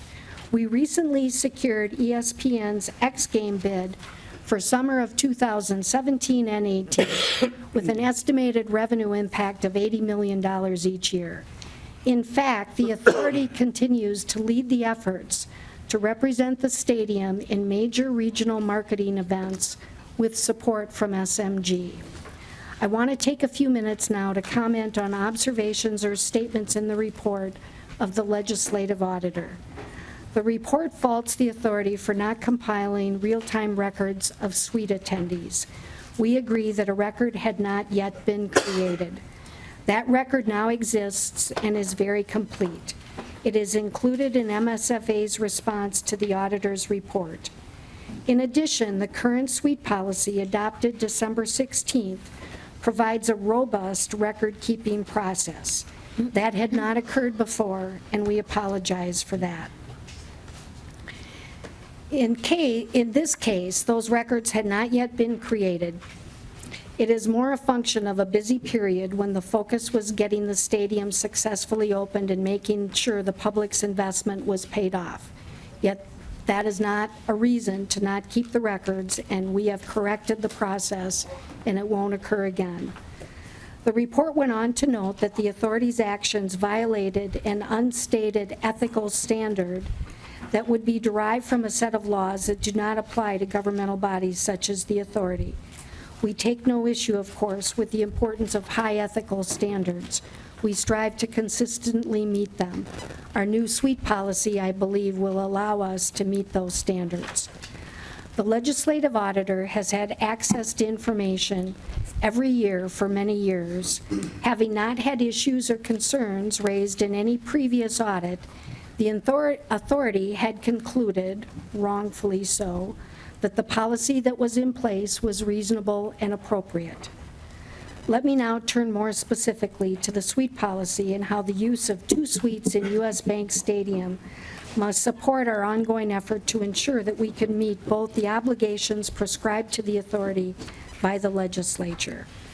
By virtue of its significant investment to build the new facility, the Minnesota Vikings negotiated the right to retain revenues associated with numerous aspects of the stadium, including revenues generated by selling suites. In finalizing the agreements between the authority and the team, the authority negotiated for and received access to 2 suites in the stadium at no cost to the authority or the public. It has been noted elsewhere, the public oversight body for the Metrodome had access to 3 suites, and in most publicly owned and subsidized facilities, the governing body has negotiated for use of some comparable asset. The authority has sought to use the suites in support of each of its 2 public obligations. First, to further the public purpose of effectively marketing this facility to potential users and those who influence those user decisions. Second, authority board members and the MSFA staff have used the suites to observe operation of the facility firsthand in support of their responsibility to ensure we maintain a world-class facility. The original suite use policy adopted by the authority was carried over from the policy at the Metrodome, which had been in place for decades and reflects the suite policies of other public facilities in Minnesota, such as Target Field, University of Minnesota, and Xcel Energy Center.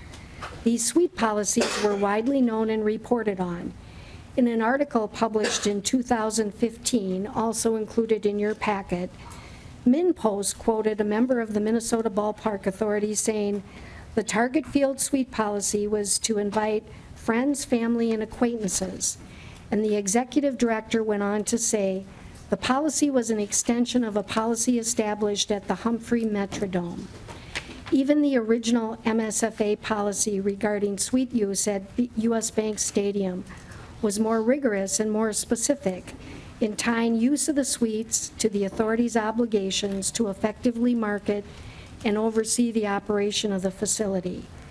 However, the authority recognizes and regrets the public concerns and questions surrounding the use of suites at U.S. Bank Stadium. So we immediately revised our use policy even more tightly at our very next board meeting to respond to the public concern. We believe the use policies at U.S. Bank are now more restrictive than any other publicly owned venue in the state and likely the nation. The revised policy increases reporting and procedural requirements and clearly articulates approved usage of the suites. The new policies were adopted by the authority December 16th, have been provided in your packets for your reference. As the auditor suggests, this policy may be appropriate for other publicly owned venues as well. The MSFA will work with legislature to implement the auditor's suggestion to allow us to legally use one or both suites at times for charitable purposes. Finally, I would like to make a somewhat more personal comment. I have been honored to lead the effort to build U.S. Bank Stadium with Mr. Mondale and a team of talented people. And I'm proud of the work our whole team has done these past 5 years. And I include many of you here at the Capitol as part of that team. We should be open to reflecting on and even changing the public oversight of our investment in U.S. Bank Stadium. I am open to that. But make no mistake, dedicated, sufficient oversight on behalf of the public investment will continue to be necessary. Again, I thank you for this opportunity to appear, and Ted and I are available to answer questions for the time remaining. Ms. Kilmhelgen, I've got a couple of questions just right off the bat. Can you tell me, does SMG, have they used the Norseman suites, the 2 suites that you have, at any time for the 10 Vikings games at all? Well, SMG is the operator of our stadium. The staff itself have been very clear that their work happens during the Viking games and during our events. So their staff themselves, while they stop in the suites for every game, they greet guests, they meet people, they talk with people. They are not, they themselves as staff are never sitting in our suites, although they certainly always know they're welcome to do that, but they work during those events. I think you misunderstood my question. My question is did they utilize it for their marketing purposes? Yes, yes. There have been definitely guests in our suites that have been people that SMG has been working with to market events. There have been concert promoters, there have been large event promoters. The Feld Group that brings monster trucks and motor trucks have used the suites. Definitely, as they've worked with us on X Games and Final Four and Super Bowl, those people have been in our suites. Could you provide that list to us, given the events that have already passed, and so it wouldn't violate any conflict there by providing it? So for the events that have already occurred, can you provide the list of the SMG people that they brought in to use those 2 suites? Yes. Now, when you say that they brought in, what they have done is said, we would like you to include the Feld people or this concert promoter people or these groups, but yes, I can get you that. And then the other question that I had for you, just in general, can you just walk through the stadium suite policy? I mean, when you were giving out the tickets, the 352 tickets, I think it was, what was your policy? Did you have a policy set in place? Kind of walk me through how people were able to obtain those tickets. Did they just call into the office and say, hey, I'm a commissioner, I want X seats? Was it something that you personally divvied out? How did that work? It was definitely a policy where commissioners were allowed to invite guests to the suite, commissioners and the executive director. And depending upon how many guests we were, what was happening with the marketing guests and how many people were coming, it kind of varied event to event. And it also varied depending upon how many commissioners were coming to the suites.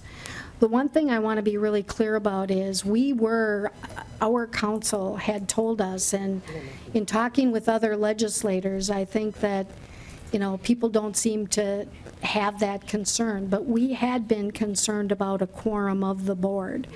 And there was actually only one preseason game that we ended up inadvertently with, for a time, 5 commissioners in the suite, where 3 were in one and 2 were in the other. We specifically split commissioners up into 2 different suites, 2 and 2, because we were concerned about the open meeting policy of the board. So that was something we were always really careful to try to abide by. I think maybe a better way to ask it, if I'm looking just back on the report, and this is for you, Mr. Mondale, you've got, several, family and friends. So what was your determination of when they got access to those tickets to attend the event? Was it, did you look at how many people were going to be there for marketing purposes and say, we've got X amount of tickets left and then I'm going to divvy them out? Or did you give them to family and friends first, and then what was ever left was provided for marketing purposes?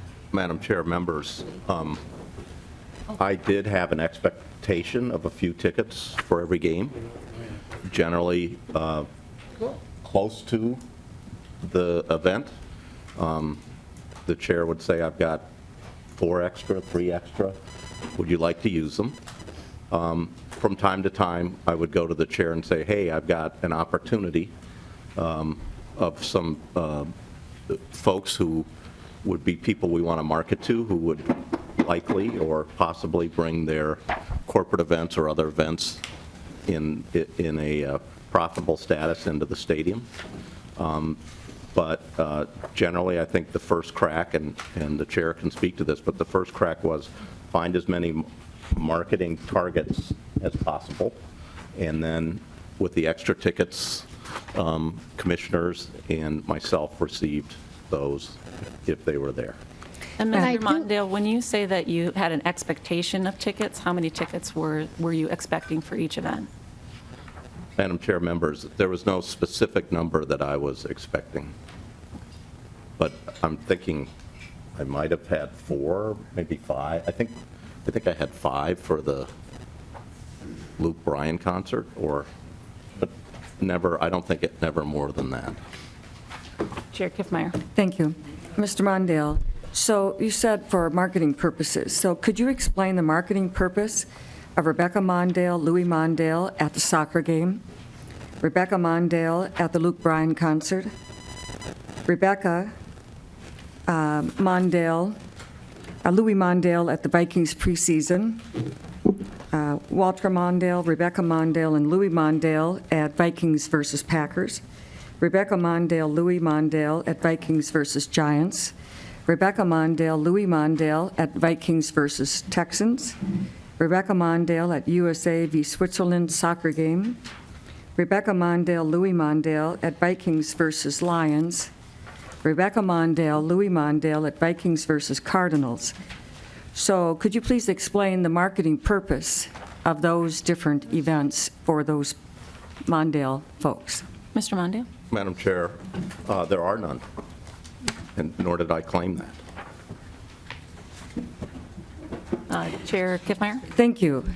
What I'm running into here, though, is that your own statements that the purpose of retaining these 2 suites, the justification for that was marketing purposes. So the issue is your own word of saying that's their purpose, that's what they were for. But then by your action and by even the limited documentation that we have here, you violated your own word in regards to your statement of the purpose of the retention of those 2 suites and the use of them. That is very troublesome. Ms. Kelmhelgen, just going over, I'm looking at Commissioner Barbara Butts Williams, and she had 21 tickets to 1 game. So how did that work on the distribution of the tickets? How was it determined that one commissioner would receive 21 of the tickets for that event? I believe that was the Women's Olympic soccer game. And we had talked to numerous people from a marketing standpoint, and frankly, there was not much interest in attending that event. And so we just made it available to those folks who were interested in coming. Commissioner Butts Williams has personally paid for all of those guests for that event. But it was frankly just a case where the tickets weren't being used. It was not the event was certainly not sold out, and the tickets were available and no one was using them. But she's paid for those tickets as well. Okay. Representative Nash. Thank you, Madam Chair. Ms. Kelmhelgen, I said that I would ask you this very same question when the auditor was up. You say you've got marketing interests, and I'm curious because I do sales and marketing and have for my entire career. But when I market, I have an expectation that we're going to bring something new into the company that I own. What did you, as a result of your marketing efforts, bring in for new revenue that MSG did, or SMG, sorry, not monosodium glutamate, but SMG. What did you bring in that they didn't? Because I'm curious, there's a lot of marketing efforts that you've undertaken, but I asked the auditor and he couldn't really point to anything that you did. So help us there. Okay. If you... Ms. Kelmhelgen. Thank you. Madam Chair, Representative Nash. The marketing efforts that I focus on primarily have been a lot of the large events that have come to the stadium. X Games, Final Four, Super Bowl. We did a bid for college football championships that we were not successful in getting, but I'm definitely confident that that's still an event that could come now that the stadium is done. So those are the events that I primarily focus on, and there are other large events that we're working on, a lot of NCAA events. I've done a lot of work along with SMG, but I've done a lot of work on the concert areas. I actually went out to Chicago and Nashville with the SMG folks, with some of their corporate marketing people early on, to meet with concert promoters. We've had concert promoters in our suites. We actually are going to be announcing a concert series here this summer that came as a direct result of some of the work that I was involved in. A lot of the events, as you can imagine, being familiar with sales and marketing, are longer-term things. As I mentioned, we're working on a lot of further events with NCAA, and I'm very hopeful that we'll have some of those events to be able to announce as well. We do a lot of Chair, work thank you. with And Ms. Meet Hogan, if I Minneapolis. could. Yep. Thank you. And if I could, so the marketing efforts that you've got detailed here, are we going to find the names of people from those organizations that you say you're bringing in? Are we going to find them in here? Because what I've seen, there's sparse mention of those, and you mentioned the Final Four, and I do have a question as a result of that as well. On the Final Four, can you tell us what Commissioner Franz was there for, Susan Siegel, Katie Mortensen, Mayor Hodges? What were those? What was going on there with particularly Mr. Franz? I'm just curious as to what the marketing activity there was. Ms. Gilhelgen? Yes, Madam Chair, Representative Nash. That was a very specific, that was the initial Green Bay game. I had been working with the NCAA, and as I mentioned, I really think of them as probably our most important client, because unlike things like Super Bowl, which will be an incredibly wonderful major revenue impact event, that is probably not something that we will get on a regular basis. The Final Four and a lot of the NCAA very large events, they come in and they come back, because the only stadiums that can host them are, number one, indoor covered stadiums, whereas Super Bowl obviously goes to outdoor venues. They only go to indoor venues, and they only go to venues that are really state-of-the-art, which we obviously are. So that's going to be an event where actually they're putting out already a bid for their next round, and which we're obviously working on, and many other events. So that, to me, was probably our preeminent marketing target. So they had been there the day of the first Packer-Viking game. They came in the night before. We spent the entire day with them. They were at the venue. They watched the setup. We had them inside, outside. I spent the whole day and night with them. And they were definitely important to us. Kate Mortensen was there because she is our CEO to implement our bid for the Final Four, and was working with us on the bid at the time. We needed to demonstrate the partnership that was coming together, because they need a lot of support and assistance from the state. They need a lot of support and assistance from the city. And having the mayor and representatives of the governor's administration was really significant to our marketing, not only the Final Four, but future NCAA events, and showing that partnership. And we were very intentional about that, and I think it was a really successful marketing focus for us. I'm not sure that those people were actually counted in our marketing, because I do, and those are supportive people to the event. I'm not sure those names were actually counted in our marketing targets, but they were definitely there from my perspective for a marketing purpose. And the same thing was true when we had X Games, which were there a couple of times. The Final Four people have been, or the NCAA people have been there a couple of times.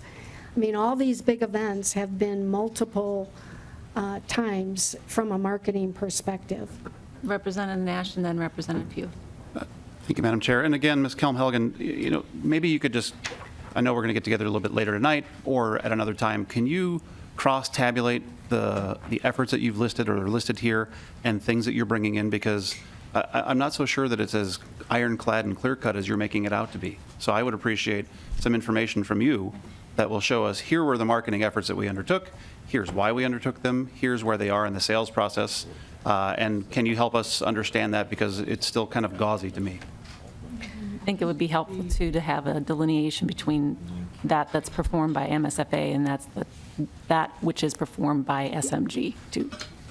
Yes, Representative Anderson, Madam Chair, Representative Nash, we did provide you with the list of all the events that have been held to date in the stadium with a highlight of which ones we were involved in assisting in the marketing for.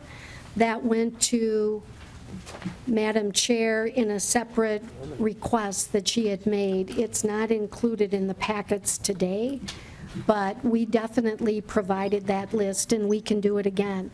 But I have to tell you, it's not going to be really clear, because some of the things are definitely events that haven't happened yet and that we're still working on. I can't tell you what further events from NCAA are going to be coming, but I can tell you we continue to work on those, and all the things we do in the suites from a marketing standpoint have been very focused on a lot of efforts that we'll yet to see come to fruition.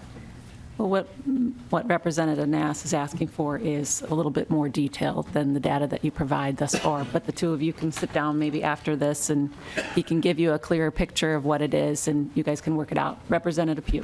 Thank you, Madam Chair. And Madam Chair, my question was originally for Mr. Nobles, but I believe that Director Mondale or Chair Kelm-Helgen should have the information that I'm looking for, but if not, if we could ask Mr. Nobles to provide it at a later date, that would be great. I have been reviewing page 10, the Exhibit 1, which references the 352 ticket holders.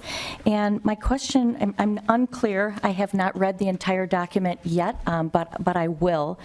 My question is wondering if those are, if it's a unique number of 352. I'm assuming it's not, because we've already spoken to, with regard to certain individuals that have attended multiple events. But I'm wondering how many names, would be redacted under the Data Practices Act, given that the purpose for their attendance was for official marketing purposes. If you have that number, a ballpark number, or could get back to us about that.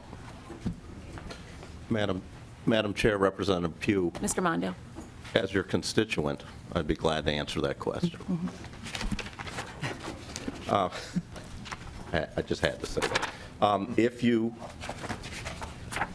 There is a provision which the legislative auditor referred to in the Convention Center Data Practices Act that says certain information on individuals that a target that you are marketing to. So let's just say we're marketing to company X that has 1,000 employees here. We want their holiday party.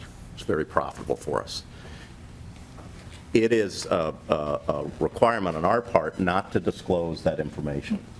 Now, given what happened here in the newspaper stores, et cetera, we actually went out to entities that were, should have been, that we should have shielded their names from public disclosure. All of them, of course, were disclosed to the auditor, as that's our responsibility, and asked them if they wouldn't mind. Most said okay, some said no thank you. But I think if you look at the list, the properly compiled list at the back of the attachment, you'll be able to see a couple people that said no, I don't want my name in the paper, thank you. And it is our statutory duty to be able to protect those. But we did do the extraordinary step of calling these people up and say, hey, if you wouldn't mind, would it be okay if you want to end up in the paper and in a report, et cetera? So I would say, not specifically, but I would say that for your question, if we had strictly if we had not called those marketing targets up and asked them, there'd be a higher number of them in this report. Representative? Madam Chair and Director Mondale, thank you so much for that specific answer. Could you tell me on what page that document that you're referencing is? As I said, I haven't read the entire booklet, but I will. And I'm specifically looking at the 101 tickets that were marketing guests, and my question specifically, and I wouldn't expect that you would have an exact number, and I appreciate your having gone to the work that you did to contact those individuals, but I'm wondering approximately how many of the 352 would be in a situation whereby their names would be redacted from a report to protect them or shield them. Well, if we were Tom just Helgen. technically looking at the law, the 101 marketing people would not have their names listed publicly, but we are keeping lists of all those names, dates, when they come, what their purpose is, and it would be available for the auditor to have that detailed information. So there would be a transparency that would be available through the auditor if you decide that it's still appropriate to keep the marketing names private. Representative? Thank you, Madam Chair. And did I miss hearing on what page that that list was? I'd like to reference that, and then I have no more questions. Madam Chair, Representative Pugh, if you go to the back of this document and you go to MSFA 12, which is Exhibit 2, this was the list that the authority put together that is, I think, consistent, easy to read, and understandable. So if you go to the first page, MSFA 12, and go down and see X Games staff, number 1, number 2, number 3, these are entities that were being marketed to that were targets for a future event. They were asked whether they would like their names in the paper, and as you can imagine, they said, no, thank you. However, some did. Most did. There's very few whose names are not included. But that is frankly the law under the Data Practices Act. And you can imagine in trying to market a facility and say, hey, come, you got to see our stadium so we can market to you. And guess what? You get to be in the newspaper too. That is not, I think that's the purpose of that law. Now, once the event happens, those names become public data, and of course, all of that information is available to the legislative auditor to review as well. Thank you. Thank you, Madam Chair. Senator Rosen, and then Senator Nelson. Thank you, Madam Chair. Thank you, Madam Chair. I just lost it. I have a question about the construction cost of the cabin suites. And the bill, the stadium construction bill limited the amount that could be paid by the state for the construction to $348 million. And then I just understand that you have taken it upon yourself to build out those cabins. So did you go above and beyond the $348 million? Ms. Helgen. Madam Chair, Senator Mondale. Rosen, no, we did not. This is like a license to use those spaces. Let's compare this to, say, the Vikings stores or the Vikings Voyage, which I imagine you may have seen. The Vikings paid for all those costs. They have full access to it all the time, and the authority has no right to use those spaces.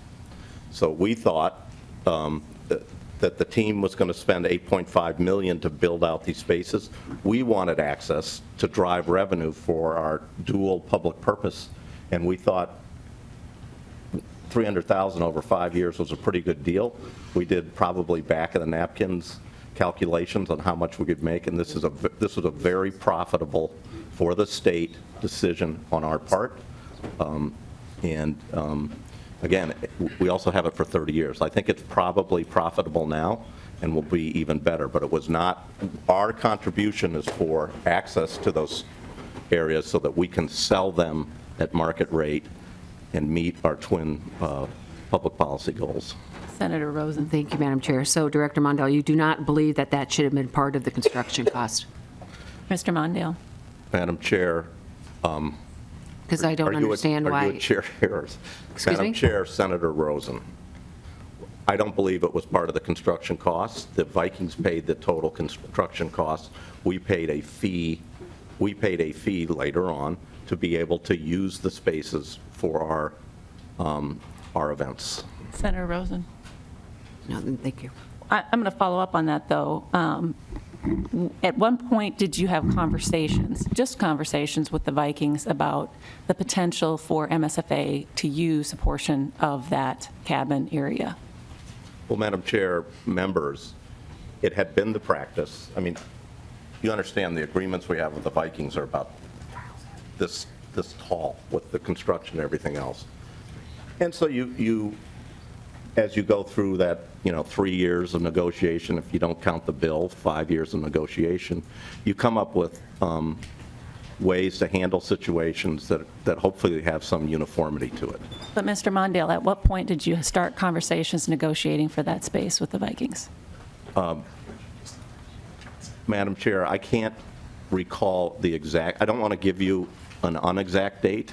I'll take a ballpark. But I think it was in the fall of 15 or maybe the spring, but I will respond to you by email, and I will get you, and if you'd like me to share with the committee, I will get you an exact history of that, because we would have, the construction was headed by a legislatively mandate SDC group, and all those decisions which went through the SDC group with the chair and I being the public members would be documented.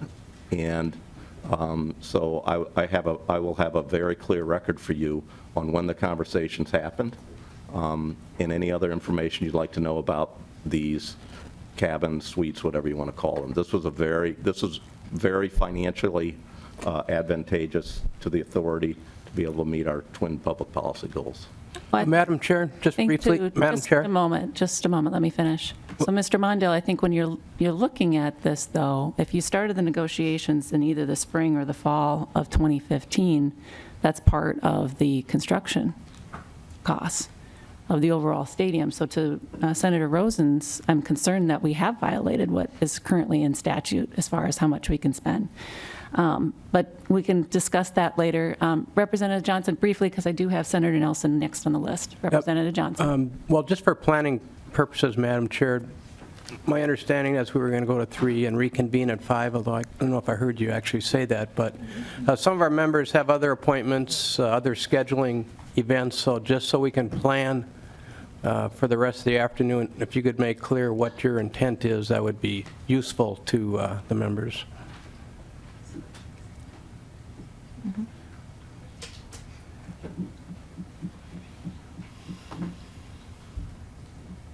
Well, Representative Johnson, we do have the room for a longer period, and so we are going to stay here for the length of the time that we have the room available to us.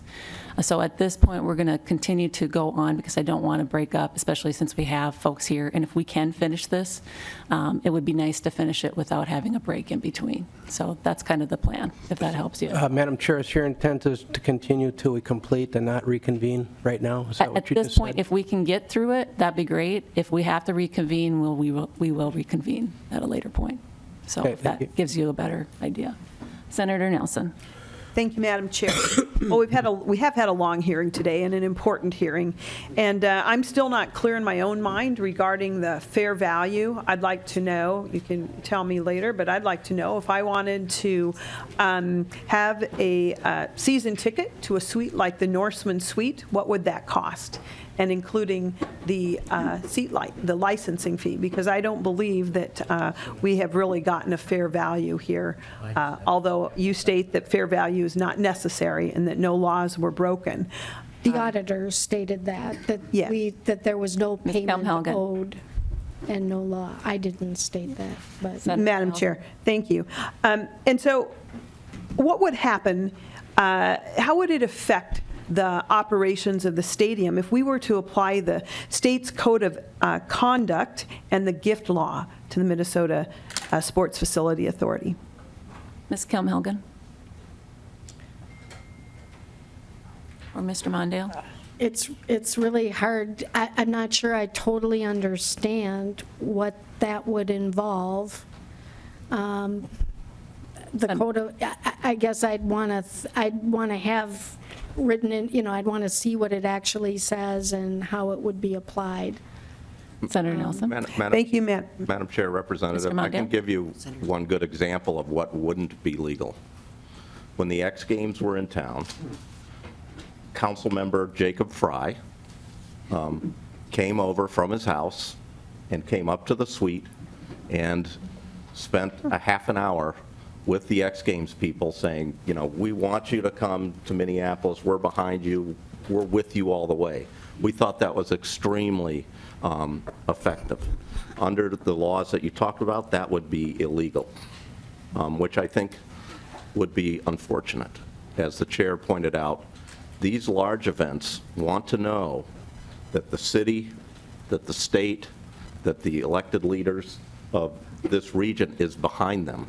Because when they go to places where there's problems and where, the city isn't cooperative, we're not going to shut that street off for this event or something like that, their events are not successful, and we can outcompete them by showing them that we're in solidarity, that we want them here, and having public officials in the suites for marketing purposes at times is very, very helpful to our efforts.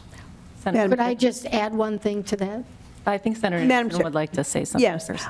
certainly, I'm sure there's much you can add, but the reason I asked those two particular laws is because those are the two policies that the auditor has said do not apply to the Minnesota Sports Facilities Authority, and yet because of they do not apply, then here we have this issue about the misuse of these suites, 2 or 3 or however many there are. And this really gets to the most serious question of all, I think, is the statement that I understand on the MSFA page 5, that the authority objects to being judged by a nebulous standard that is not laid out in any governing law. And that's very concerning to me. I think it's concerning to all Minnesotans. We are counting on the authority to appropriately manage and operate one of our state's largest investments, $1 billion. And so we don't have gift ban laws that apply. We don't have the state code of conduct that applies. But it appears from your statement here that you're even taking exception to the code of ethics, which basically would indicate that you do not use your public position for personal privilege or benefit. And yet you're stating that if we apply the gift ban or the lobbying gift ban law or applying the state's code of conduct, that it will impede your ability to effectively market. But if you are stating that anything that is not expressly prohibited in law is fair game, I think that's a concern. And that's a great concern that I have when you state that this is a nebulous standard, the code of ethics. And so I almost feel like you're pushing us to actually put additional laws up on the authority. I believe there are things that we must do, whether they are outlined in law or not. And applying the code of ethics would be one of those. Excuse me, Senator, could I just add to that, because I want to clarify our new suite policy, and again, I'm not trying to avoid your question, I was just trying to think about what it was. The code of ethics, which just is focused on no public employee can use a state asset to benefit their family and friends. Our suite policy that we've already implemented addresses that specifically. It says that no family and friends will be guests in that suite. And so we've already taken care of that. Code of ethics would definitely apply, and we would be following that. And the gift ban, the only thing I'm questioning there is I'm just not sure that the gift ban applies to city officials as well as state legislators. So I'm just not real up on the gift ban application. But I have no problem abiding by the code of conduct because our suite policy already does address that and would have us follow that. Senator Nelson. Well, just a final comment, but I think the broader point I have is that it appears that if something is not specifically prohibited in law, the authority is under the impression that it's fair game.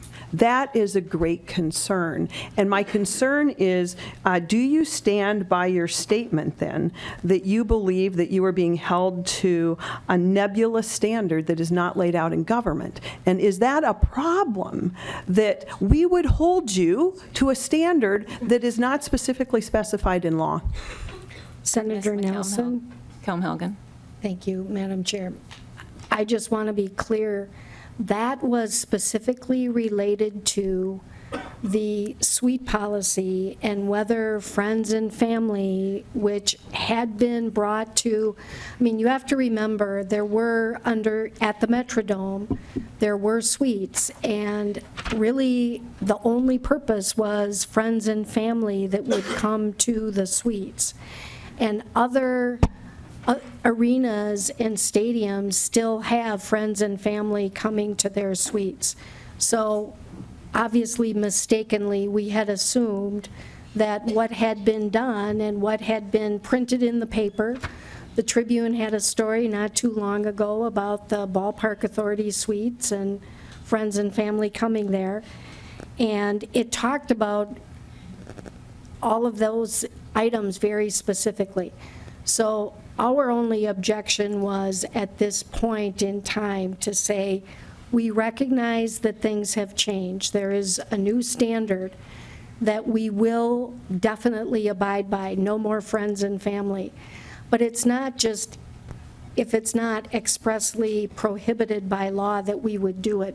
Our statement was only related to the standard that is in place at the Metro, had been in place at the Dome, and is in place at all these other facilities, and whether it was we were being held to a different standard. And we are definitely on board with have already changed that standard, and we see it's a new day, and we're ready to comply with that. Madam Chair, thank you. Just one final question.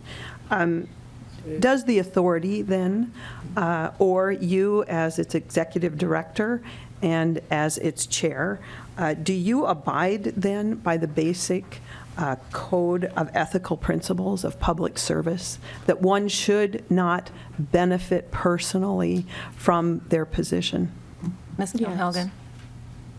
Yes. Senator Rosen, to this point. Yes, thank you, Madam Chair.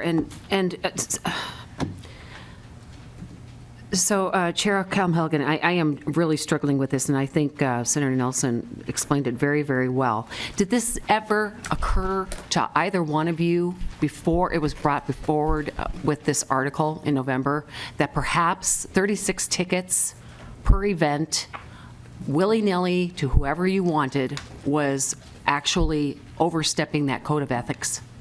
Did that ever occur, that there was something wrong with this? When you got together at the event and it was all friends and family and over 50% of the people in that suite were chummy? Did that ever occur to you? Ms. Kelm-Helgen. And if it wasn't for this article, it would still be status quo and it would still be going on, because we had no idea this was going on. And this is where I'm having a little problems. And Executive Director Mondale, I do take exceptions to Jacob Fry showing up for 30 minutes at an event and saying it's okay for him to do that. No, there are standards that must be in place. You buy a ticket. If there has to be some other promotion, that's fine, but for him to just saunter into the stadium and have access, and it's free, that's a problem. So this whole thing needs to be tightened up, and this is why we're here today. But I really, really doubt if we would ever have seen these changes coming if it hadn't been for some exposure.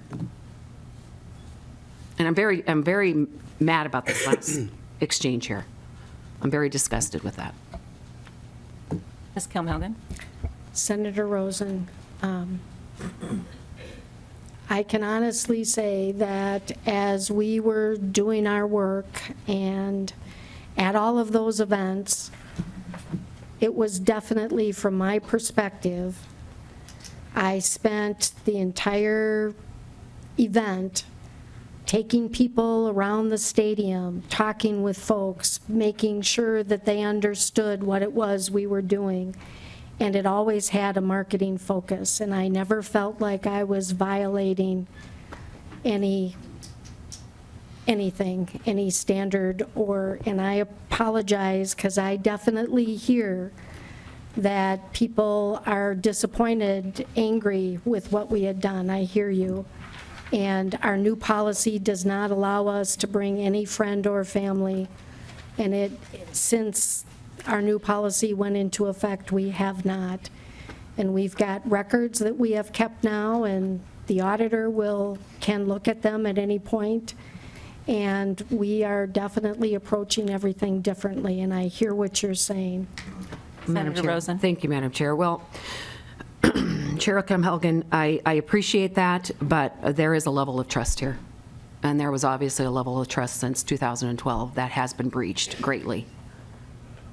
And for you to say that you have a sweep policy in place now, you mistrust us, there's no need for this legislation going forward, completely, that is not going to fly. That's just not going to happen. So with all due respect, we've worked very closely on many things, but you have to let the legislative process go forward.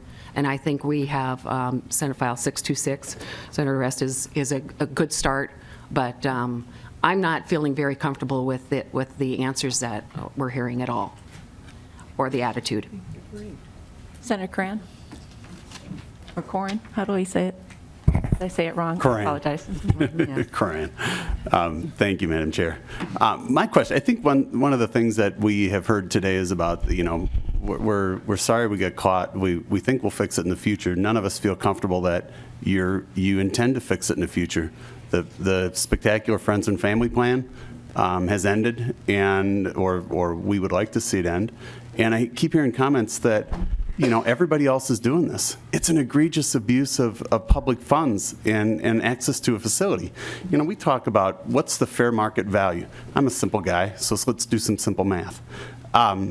20 to 30,000. Let's just pick a Vikings game because my understanding there's different rates for those suites relative to the event. So if a Vikings stadium or suite or the Norseman suite is $200,000 to $300,000 for a Vikings season, 10 games, that's simple. $20,000 to $30,000 per game.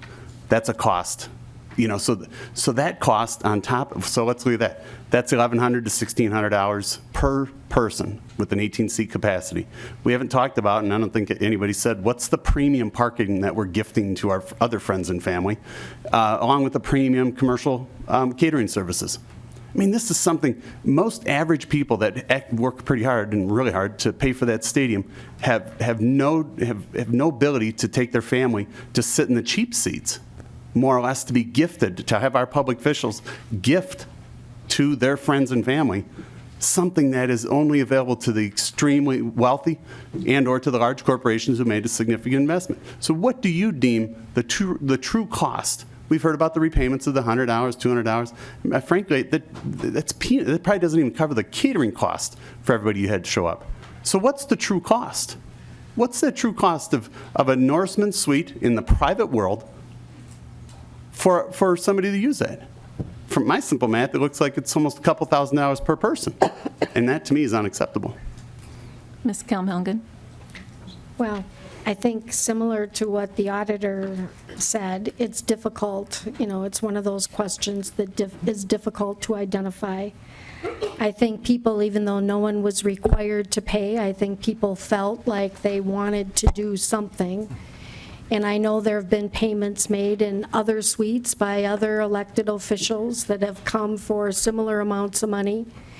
And I think at some point you just identify something that is somewhat reasonable in terms of cost for what a ticket might be, and that's what was paid.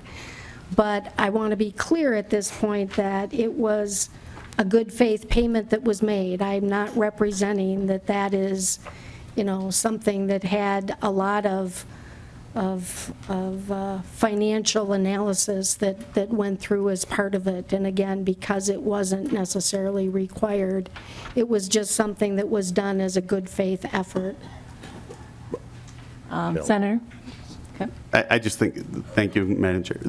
I still think we're brushing past the true cost and the true privilege that you're providing to very few people, very few of your closest friends and political allies. And so I still want, somebody to acknowledge or tell me, what does it cost in a Norseman suite in the private world and to provide parking, the catering, we know that's at the probably the highest cost of what we would consider food service for what an average family, compared to an average family going to a ball game. So what would that cost? What's it per ticket, total cost, all in suite, one game per person? Just assuming it's at capacity 18. Couple $1,000 is what my math is. So is your math different than that, is what I'm trying to figure out? Ms. Kelm-Helgen or Mr. Mondale, do you have a dollar figure?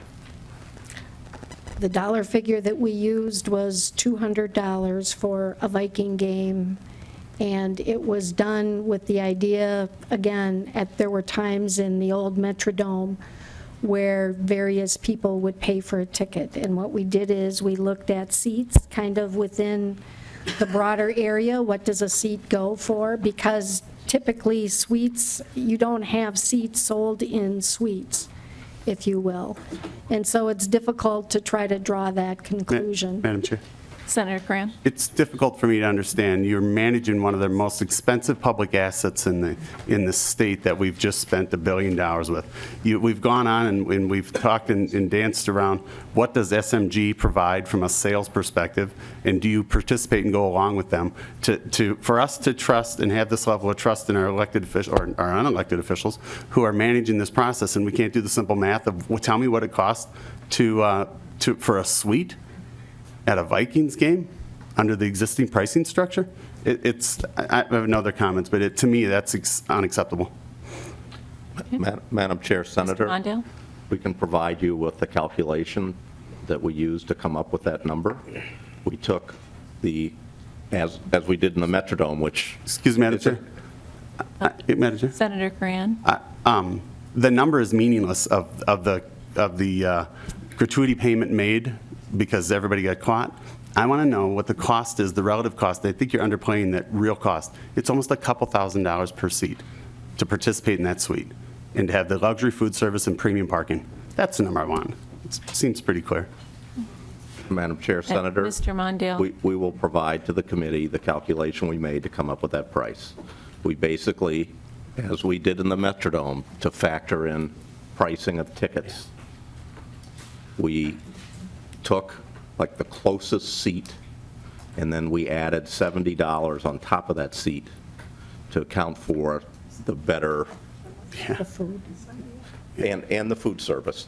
There is no, the public entity cannot give an entity alcohol or beer, and the beer and the sweets for the guests were paid for by the commissioners and myself personally. So I could give you the calculation. We can probably ask the Vikings. So, hold on a second here. I think, Mr. Mondale, so you're saying that the commissioners and you yourself and perhaps Ms. Kelm-Helgen, you paid the $32,000 for the food and beverage? No, we paid for the alcohol. Okay. All right, Senator? Yeah. I'm not interested in the cost in which you calculated for, which is arbitrarily picking some random seat in a stadium. I'm interested in what does it cost for a Norseman suite $200,000 or $300,000 lease, take the low-end side, pick the $200,000 suite. So that's $1,100 per person per game. So add on, what's premium parking cost? I'm curious, what is a premium parking? It's $30 around the stadium. What's it cost for the premium parking on site? What's the food catering cost? My simple math shows me it's over $1,000 per person per seat per game for a Vikings game on the low side. That's what we should be talking about, because that's the part I think you're glossing over. That's the real cost, and that's the gift you're providing for the citizens, and it wasn't right. It was a complete lack of discretion. So, thank you. I'm finished. Okay, just on this whole line though, but where does the money come from to pay for the food piece then? It comes from the authority's marketing budget. So it's the taxpayers' dollars then that are paying that piece then? It comes out of our operating money. Okay. Chair Kiffmeyer, did you want to ask a question here as well? Yes, thank you. So one of the things that is really troublesome for us as a legislature and anybody that has an oversight, there must be trust and some confidence. And one of the things that's really troublesome here is the lack of conscience. That when the question was asked by Senator Rosen, Senator Nelson, in regards to, did this bother you at all? Did it ever enter your mind? That demonstrates a culture that says we're entitled to this and we have a right to it, and then it's justified by other people have done so, but there's just such a absolute sheer lack of conscience that to the regular Minnesotan out there that looks at this, as the governor's called it, the people's facility, that regular folks would find that offensive. And so the U.S. Bank Stadium, it's a significant public works project. So do you believe that this perception that public officials are using their positions to benefit their family and friends, does that show respect for the reputation needed for such a project in the face of regular Minnesotans, who this is so far above their ability to attain in many cases, that they would find that, are you showing respect for them in this public works project? Ms. Kelmhelgen? Madam Chair, Senator Kiffmeyer, I will tell you, I think that we are showing respect for the Minnesotans in acknowledging that it was a mistake to do that, and we have changed our policy, and going forward, we have a policy that does not allow that to happen. And we have procedures in place that will assure that it won't happen. So I think that's where I believe we've shown the respect to say, yes, we made a mistake, we've changed it, and it will not happen moving forward. We've heard the public. I think the issue is, how can I believe and trust now your words? Ms. Kelmhelgen? Senator Kiffmeyer, Madam Chair, we have an annual audit that takes place by the auditor every year. It's been a 3-month process with 2 people full-time at our office. I've heard the auditor say that he is going to expand that audit and look at other practices such as this. I think you will be able to trust that process because you will have an auditor that comes in and looks at the books and the details and the lists that are being kept. So that... Kiffmeyer? Yes, I think that Minnesotans out there, they don't want somebody who has to have a heavy thumb on them to do what's right. They want it to be from your heart, that you have a sense of conscience, a sense of duty to the general public, a sense of code of ethics that needs to be within your heart, so that we don't have to have the heavy thumb of the auditor being very specific and looking down on that. When you get to that point, when you have folks who are in charge of just major, with lots of details and opportunities for things to be shifted around, for those who are in authority, who have that duty and responsibility such as we have, that is very troublesome, because the essence when you have this is having that kind of trust without the heavy hand of oversight that seems to be required now, because we're looking for that personal integrity, and that's probably the situation that we're finding ourselves in right now. That really is the heaviest question that is before us.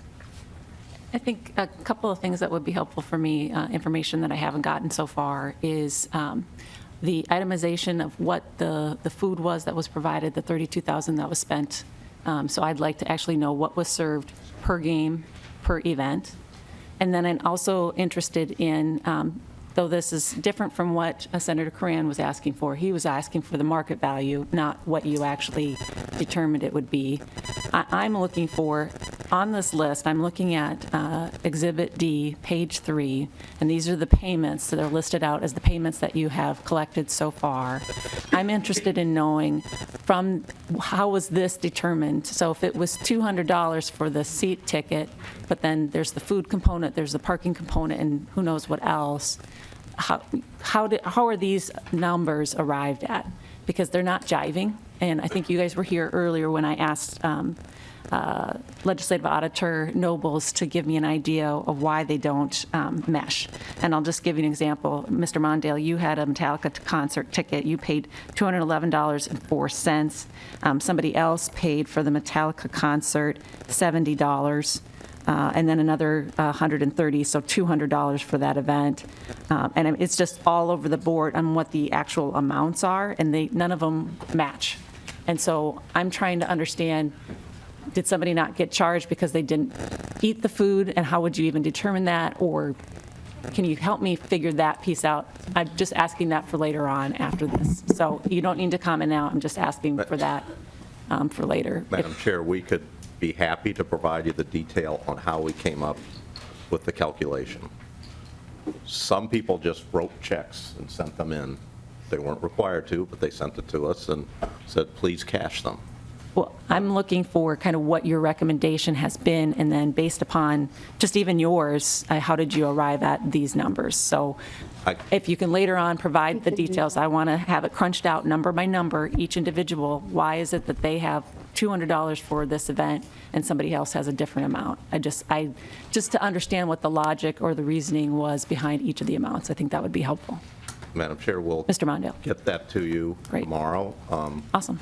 But I will say, and I think the chair spoke, some people just wrote checks. I mean, There's going to be a lot of people that we aren't going to be able to tell you why Vice President Mondale gave us a check for $350. That was what he wanted to do. But many of these people, none of them were required to pay. So they literally started writing checks and just saying, I don't want anyone to have the perception that I accepted something from the government for free, so just take this payment. So the board And we hasn't did that. taken a position at all on friends and family paying for the benefit that they received?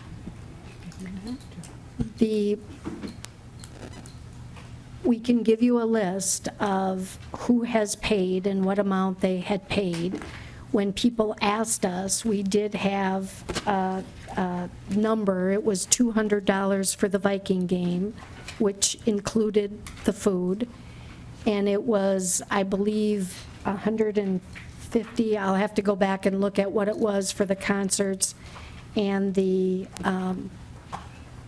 soccer game as well. And it was based on ticket prices and that kind of thing, but we'll get back to you with that. That'd be great. But I'm just saying there'll be some numbers that are just outliers that are there.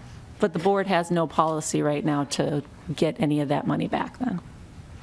No, but we have a policy now that no more friends and family are coming, and since December, there haven't been any, so there would be no reason to collect any money at this point for anyone that would come to the suite. Representative Green. Thank you, Madam Chair. I'm going to go kind of keep going on this. I know we're beating it up pretty good, but on page 12, it says, in the response to request that the authority provided us with a list of payments made for the use of the suites tickets. Most individuals who paid did so after the public controversy. And so I'm looking back here and I'm seeing that all these paid. Do you have a list that would predate this? You can tell me how many people paid before the controversy arose. And if you could get that when you're getting the other information. The other thing is, I have to tell you that this whole stadium in Greater Minnesota was a controversy from the start. We never felt like we had a big say in it. We got taxed for it, but it came in anyway. And I also got to tell you that this kind of reeks of the good old boy society. Just slap you on the back, everything's fine, but now we got caught, so let's throw a few bucks in. And I also would, expand on Chair Anderson's breakdown of the food, because if you look at the fact that half of the tickets were given to friends and family, and half of the food would be $16,000. And for the short amount of time that this stadium has been in existence, I mean, there's an awful lot of stuff going on here that it's just like a big puddle of soup that we're trying to dig to the bottom of. And, thank the Lord we found it now, as opposed to 2-3 years from now, because I don't know how we'd have ever dug out of it. But if I could get those statistics on who paid and when, that would really be a big help. Madam Chair, on this point, Senator Russ. That information is indeed available, and there were 11 checks that were written prior to the story in the Strib on 11/28. I have it here. I'm happy to share it with you. So there were people that made a payment for whatever reason, although they were not required to do so, and that's information that's available to all of us, and I would be happy to share it with you. If you actually look at Exhibit D, page 3, it has that, but I think you're asking a different question, Representative Green. Well, kind of, but the point is, I've heard mixed messages here. First, I've heard that, they really didn't do anything wrong because we didn't break the law. We don't think that we violated any ethics code. And yet, as soon as the story came out, people started paying. So if they didn't think they did anything wrong, why were they paying? So that's kind of the message that we've got here. Okay. Senator Lane. Thank you, Madam Chair. I'd like to ask a question, then a comment. So my question, I heard the legislative auditor say that, for instance, the Norseman suite is one of the 2 suites. You get 18 tickets and catered food as part of a negotiated agreement with the Vikings in setting the whole thing up. So my understanding from that would be that you have 0 costs of having purchased the suite. You have 0 costs. Well, if this is true, the catered food is part of the negotiated agreement, then there would be no cost of that, although you said it's in the marketing budget. But this is what I heard him say, that there's no cost to the state for having those 2 suites, no cost to the state for those tickets, no cost to the state for that process, because it was part of the negotiated agreement set up with the Vikings. Is this true? Yes. Ms. Kelmhelgen. Madam Chair, Senator, the tickets are provided to us from the Vikings at no cost to the state. There is cost to the food that is paid, and as I mentioned, we pay that out of our marketing budget. Again, going forward with friends and family not coming to the suite and all the guests having to be very specifically identified and confirmed to be marketing people, I think that will be an appropriate expense. But there is no specific cost to any of that. The parking is a parking lot that is part of the stadium. There's no cost for that. The Vikings on game day take 95% of those parking spots. The authority is given a small number, I think it's about 20, for our use, for commissioners and guests who come to the stadium for those games. But there is no cost, there's no money that is spent for those parking spots. Senator Lane. Thank you, Madam Chair. So my comment would be that I did not vote myself for giving public funds to a billionaire, as I have put it all these years. But we have built a stadium with a public purpose, and the state actually owns the stadium. And I just want to say, thank you. Thank you for the good job of putting together this huge project, and now to generate revenue for this public purpose, to redeem money, to back money to the state. This is excellent. The job you're doing to generate revenue for the state is excellent. And as we have said, as you have now said, and we have spent a lot of time talking about what would it cost, value, market value, there is no cost to the state for these tickets. No cost to the state for those 20 parking lots. So trying to determine what people should pay for this wonderful thing is all entertainment, which this is it. This is entertainment. This whole stadium is for entertainment. And the OLA has said that there was nothing illegal. And then he points out that you could consider it an ethical gray area, and that maybe this should not be used for friends and family, although you say it's been used for eons this way and is still being used in other venues for this in this way. But what did you do?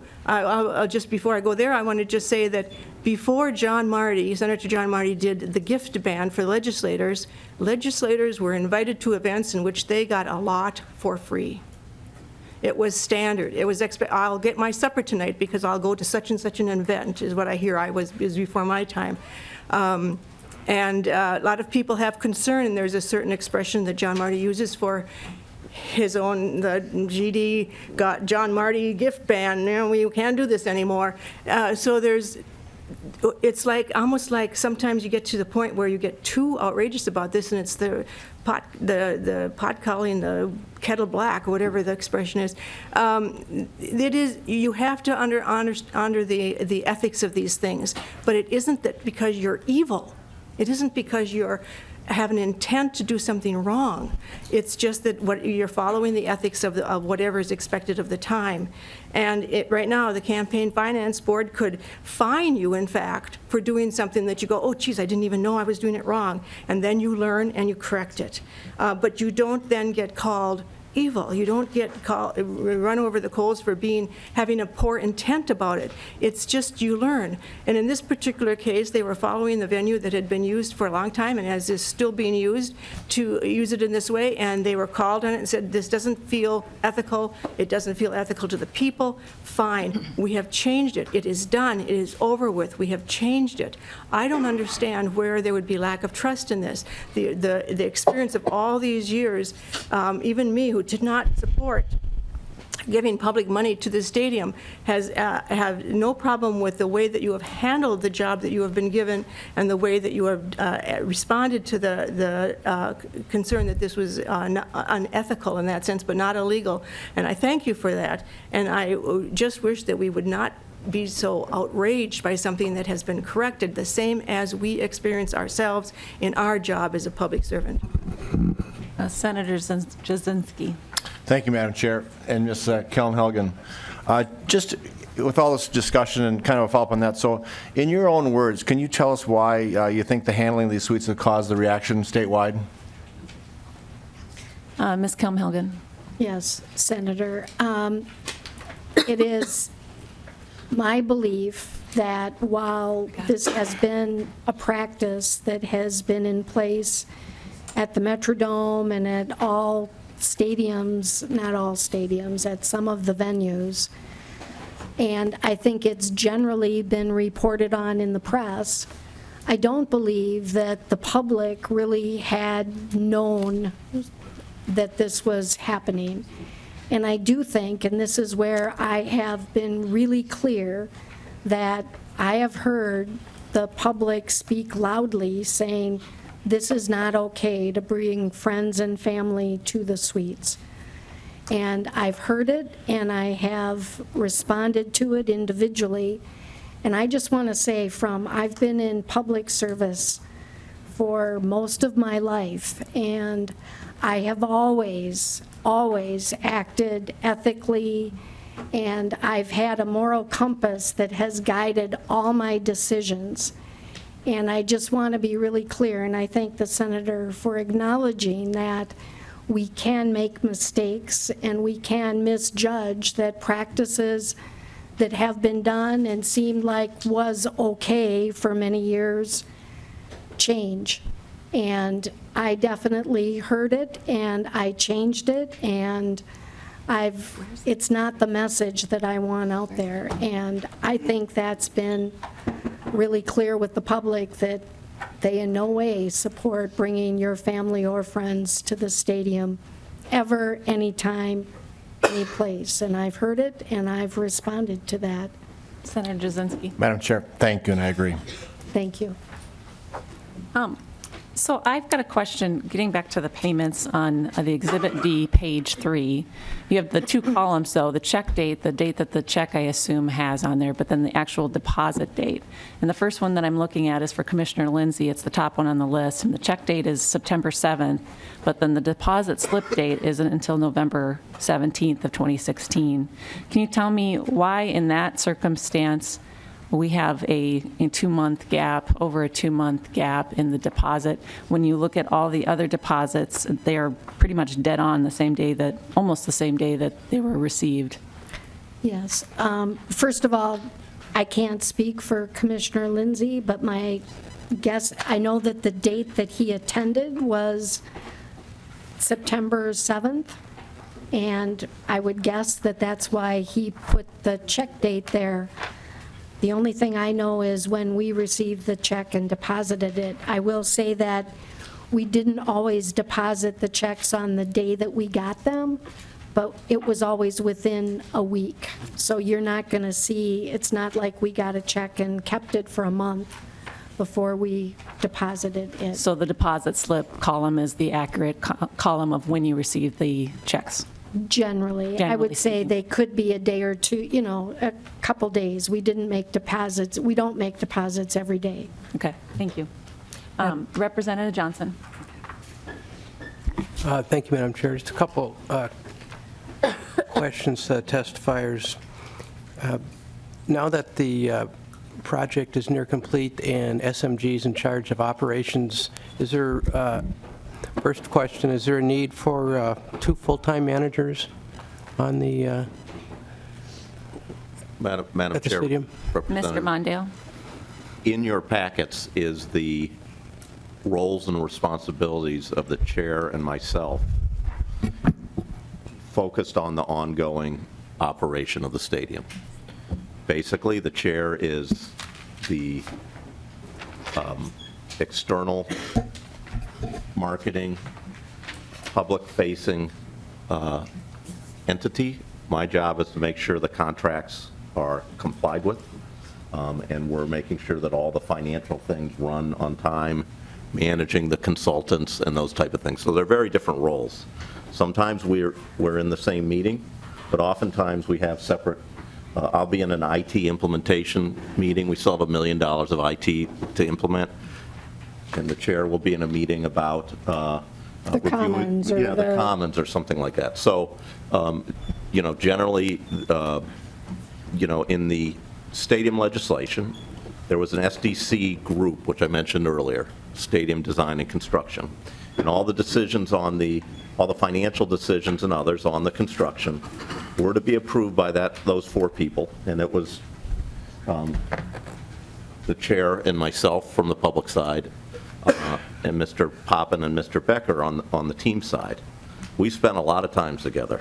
I think we finished each other's sentences for many, but now that the building is up and running, there are 2 distinct roles for us. They are very different, and I think a part of what the chair's comments were is there's a lot to do at this stadium. There's a lot of different interests by different parties in the stadium, and we work extremely hard, whether it be on the contractual side or the operations side, or whether it be on the marketing side, or whether it be on the regulatory side, to make sure the things, and Senator Rosen, we all know what people's expectations were, that the public purpose is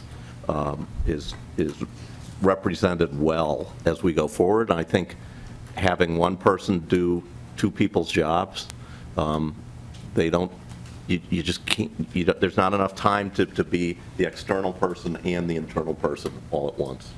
Have there, follow-up question, have there been any legislators in the suites? Mr. Mondale or Ms. Kelm-Helgen? In our suite, In the suites in question?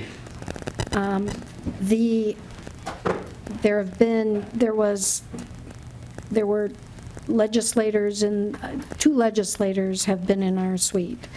One is Representative Johnson, who came as a guest of Bill McCarthy. I believe it was Not me. Senator Johnson. I'm sorry, Senator Johnson, who came as a guest of Bill McCarthy. The only other representative who was ever in our suite was the speaker stopped by our suite during one of the games when he was in another suite and stopped by to say hello. And that was November 6th, I believe. But other than that, we've had no senators or representatives in our suites. Representative Johnson? Thank you, Madam Chair. Well, one of the things that, I think about as listening to this is that we need to step back and take a broader perspective on the ethics in public use facilities, because Senator France, I think his name is, brought up the true cost and privilege that occurs within these public facilities. And speaking of Speaker Dowd, I know he was in the Taylor Corporation suite December 1st, and it's reported he paid $176 for admission to the game. To be in that suite, well, certainly the ethics of that would suggest that the ticket was worth a heck of a lot more than $176, as you were suggesting, as a Dallas game playoff potential. So, was he violating the gift ban? I don't know. Probably not. Maybe he was. I don't know. Was he using his public position to be in a situation where perhaps he shouldn't have been? I don't know. But these are the kind of vague ethical questions I think we need to step back and take a look at, not just with respect to the sports facilities, but with respect to all of us as elected officials. I think we all need to take a look at our role in the public use of these facilities and see how we can change and make improvements. So I think it's an important issue for all of us to discuss, but also on a broader issue. Thank you, Madam Chair. Representative Nash. Could I just add one thing to Representative Johnson's question to Mr. Mondale about roles and is there, the oversight? What I would just say is I want to really clearly say this, that just because this has been what has been done doesn't mean it has to be done in the future. And I am definitely open to, looking at the management structure of the authority. In the old Metrodome, with that commission, there was actually an executive director that was full-time, and there was a part-time chair, and that was true under both Democratic and Republican administrations.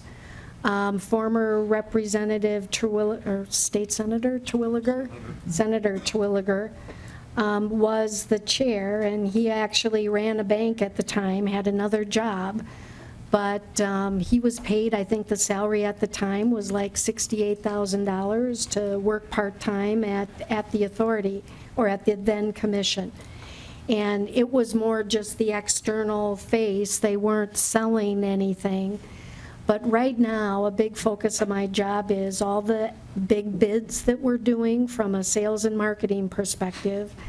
It's definitely the external face. I mean, I go all over Minnesota to talk about the stadium and what it is and why it works and what it's doing for the community and what kind of returns it has. And I speak to Rotaries and Kiwanis clubs and that kind of thing. But that's not to say, and right now we're finishing out construction, and I think over the next months you're going to want us to stay focused to make sure that we finish the job that I think we've done over the last 4.5 years to finalize the financial end to the stadium and to make sure we're protected from a warranty standpoint and from just a construction standpoint. So we're finishing that. That being said, it's not to say that the structure that's there now has to stay, and I'm open to conversations. Senator Rosen. Oh, well, thank you, Madam Chair. And to that point, Chair Kelmhagen, is there anything in the bill language that states the chair's duty is ongoing and continues after the stadium is built? Ms. Kelmhagen. In the stadium bill language, I don't know. I think it just identifies a chair and an executive director. I believe. Senator Rosen. And that is something I started reading the bill again this morning at 5 o'clock, and I got to the point where it's stated to facilitate the building of the stadium. There's nothing that states that the chair's responsibilities are ongoing. So it appears to me that there is a conflict, or there is two identities that are competing for the same job as far as marketing. And I don't understand the delineation between SMG and what you're doing and the executive director. There's a lot of melding here and trying to make this work to continue on a job that is going to be complete, as you said, here shortly. So I do have questions about who has given you the authority to continue your job ongoing, and who developed that job responsibility, that job description. Is that something that was a directive from the board members? Did you create that? Is it in the bill language, which I believe it's not? Ms. Kelmhagen. In June or July, there was a board discussion and board action that approved the two job descriptions, which are very different. I mean, there's clearly no overlap there. It was a decision that was voted on unanimously by the commissioners. All of the commissioners voted in support of it. And so my authorization for my work, I guess, comes from the board and those job descriptions that were put in place. Senator Rosen. Thank you, Madam Chair. And Chair Kelmhagen, what is your salary? I believe it's $135,000. There might be some odd cents to it as well, but it's basically $135,000. Madam Chair. Senator Rosen. Thank you, Madam Chair. And Chair Kelmhagen, are you subject to a evaluation? Ms. Yes. Kelmhagen. And Madam Chair, who sees that evaluation?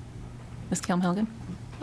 We had very thorough evaluations that were done. We brought in an outside evaluation group that met with all of us and did the very detailed evaluations that were available. Senator Rosen. That included evaluations from the board and broader stakeholders and everyone else. And Madam Chair, Chair Kelmhagen, who sees that evaluation? Who goes over that evaluation and says, you need to work on your whatever? Who sees that evaluation? It was an Kelmhagen. outside, it was an evaluation that was done by an outside No, but, firm, Chair and they Kelmhagen. went through the evaluation with me. Senator Rosen. Who's oversees that evaluation as far as who gets to critique you? Who gets to see that evaluation and say, we have a problem, you're not doing this, or you're doing this well? Does anybody do that? Ms. Kelmhagen. No, I don't think there is. Well, I certainly have had critiques and discussions with the governor. I've had critiques and discussions from all of my board members. And I've had critiques and discussions with an outside human resources evaluation firm that was very thorough and very professional. Senator Rosen. So you probably wouldn't be opposed then to having that critique come in front of the legislature, Ms. Kelmhagen. that evaluation? My personnel evaluation coming before the legislature, I'm not sure I'd be comfortable Well, with Madam that Chair, for- Chair Kelmhagen, I mean, there is no accountability as far as what is, job review. Who gives you the job review? And is your job as chair just ongoing apparently it looks like to me that you have made a ongoing job after the stadium has been built. And I'm trying to figure out who gives you the review? How do you stay as chair? I mean, do you have another board vote here coming up? And are you just ongoing chair for forever? I'm appointed by the Kelmhagen? governor. Oh, I'm that's right. appointed by the governor, So you're ongoing chair forever? and the Senator governor appoints me. I serve at his pleasure, and as far as I know, my term ends when the governor's term ends, unless he asks me to leave sooner. So that is who appoints me, and I definitely have had discussions and conversations with him. That being said, as I mentioned, the job description and the job duties were discussed with the board and voted on by the board in July, I believe it is. Again, that was in a public meeting, and you can see the notes from that meeting as well. Senator Rosen? On this point, Well, actually, I have a couple of things, so if you don't mind. it's right in the report. Her term ends 2020. Read it. This is not from Okay. her. This is from the legislative auditor. Senator Reth, Senator please, if you Rosen, would. for heaven's sake. Ms. Kelmhagen? Jeez. Hey, Madam no, Chair, Senator no. Rosen? I'm sorry. We are going to stop for a moment, please. And Ms. Kelmhagen, the question that I have for you is this. So you had a private firm that did an evaluation, okay? Who had access to the evaluation? Did the other board members see the evaluation for either you or for Mr. Mondale? The evaluation was given from the firm, was given to me, and was given to Mr. Mondale. And so at no point, no board member saw the evaluation? They did not see the overall evaluation. They participated in the evaluation.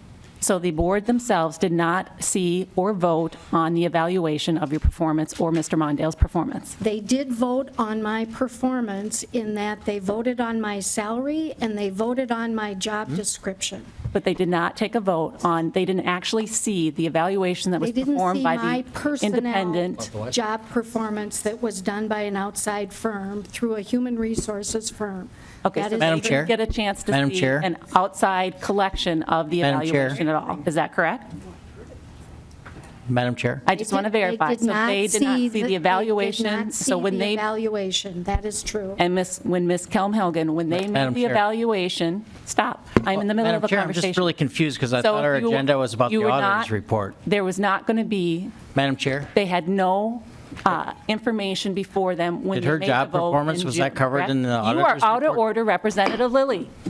I will get to you when your name is heard on the list. I'm not Just on the list. wait. it was just a So, parliamentary Ms. inquiry. Kelmhagen, you're saying that they did not have that information before them. Is that correct?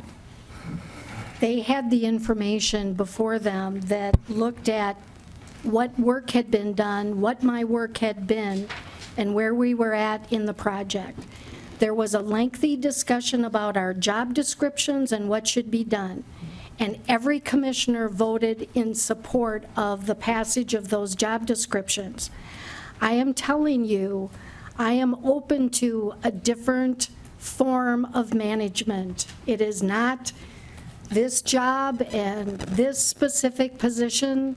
I am not wed to. And I am just telling you, that is what was voted on unanimously by the board. And they had information that came from 4.5 years of the work that I had done. But my specific job, I serve at the pleasure of the governor, and I am appointed by the governor. I have discussions about my job and my performance and what I am doing with the governor, and that combination of things is what has directed me so far. And Ms. Kelmhagen, did the governor see the evaluation that was performed by the individual private auditing firm? No, he did not. Okay, thank you. We have Representative Nash. Thank you, Madam Chair. Mr. Mondale, question for you. Think back to when you were a senator and served in the more deliberative body. I thought that'd be funnier. So you lived partly under the gift ban and partly outside of the gift ban, thanks to Senator Marty, as Senator Lane pointed out. Knowing that, are you saying that you're okay with the lack of that being applied to the public officials, both appointed, that came to the suites? I just wanted to make sure that I heard that right, because before you were defending the practice, and I just wanted to make sure, since you've got firsthand knowledge that you lived through it, are you okay with that? Mr. Mondale? Madam Chair, Senator. Excuse me. Representative, sorry. I've been sitting here a long time and might have to walk across the hall here in a minute, but I'm hanging in here. I served before the gift ban, and frankly, I think the place worked a lot better before the gift ban. I don't think you can buy somebody for $4.99. When I ran the Metrodome, both as chair and executive director, it was before the campaign and finance and elections decision that we thought of ourselves as a lobbyist principal, and therefore we did not have legislators in the suites, and a lot of our suite use policy was more defensive in nature to make sure, who is this person?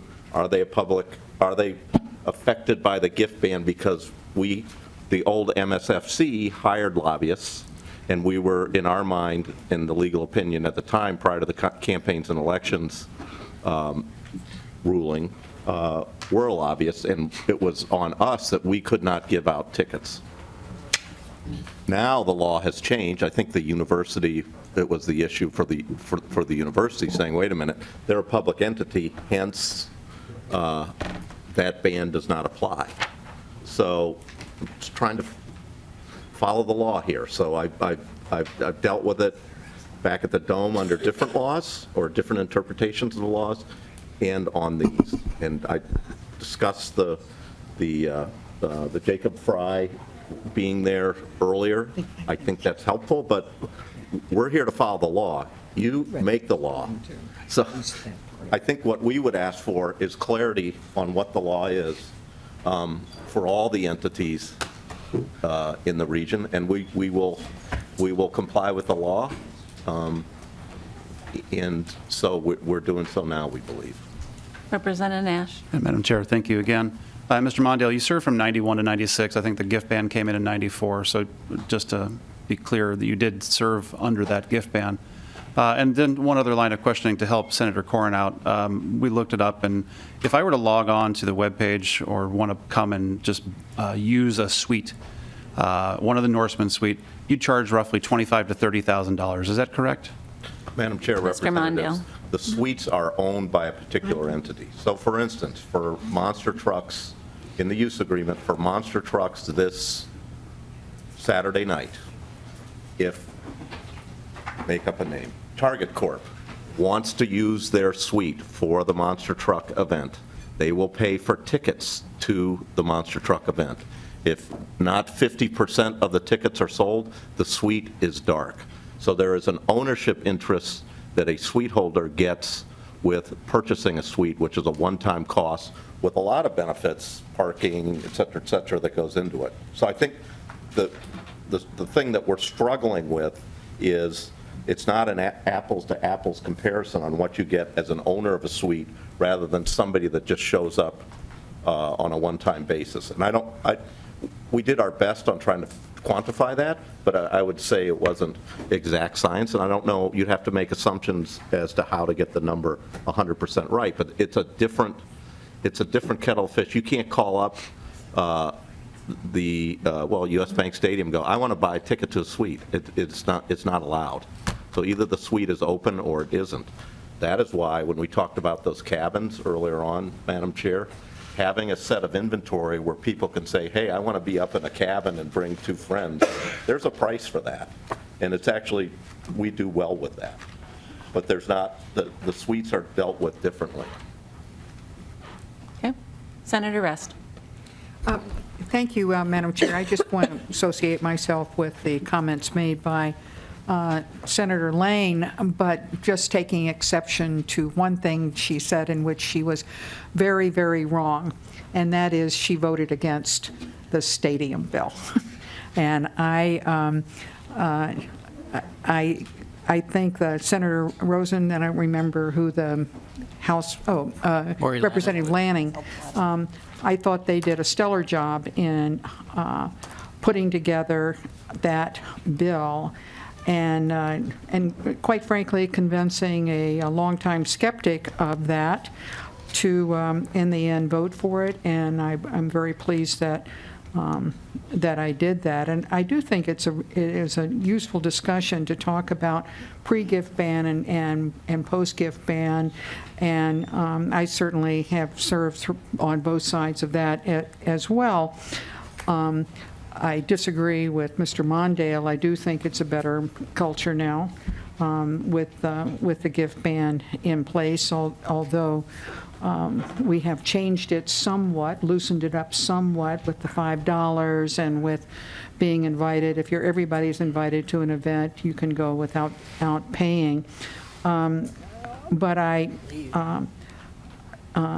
think that, going back to the conclusion of this review, which I think was properly done, that, as Ms. Helgen said, it wasn't against the law, but it was indeed a grave error in judgment.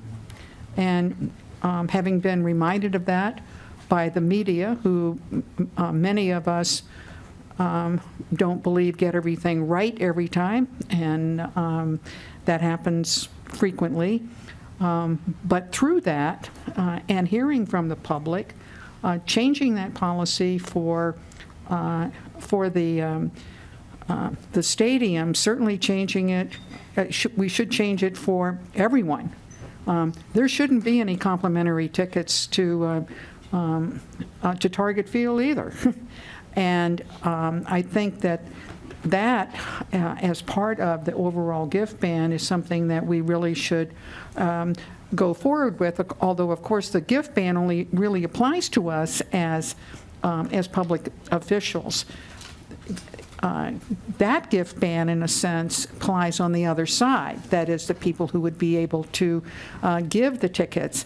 And I would in particular draw our attention, for even ourselves, to the portion of the law, of the gift ban law, that says a lobbyist or principal may not give a gift, and I'm quoting from the report, or request another to give a gift to an official.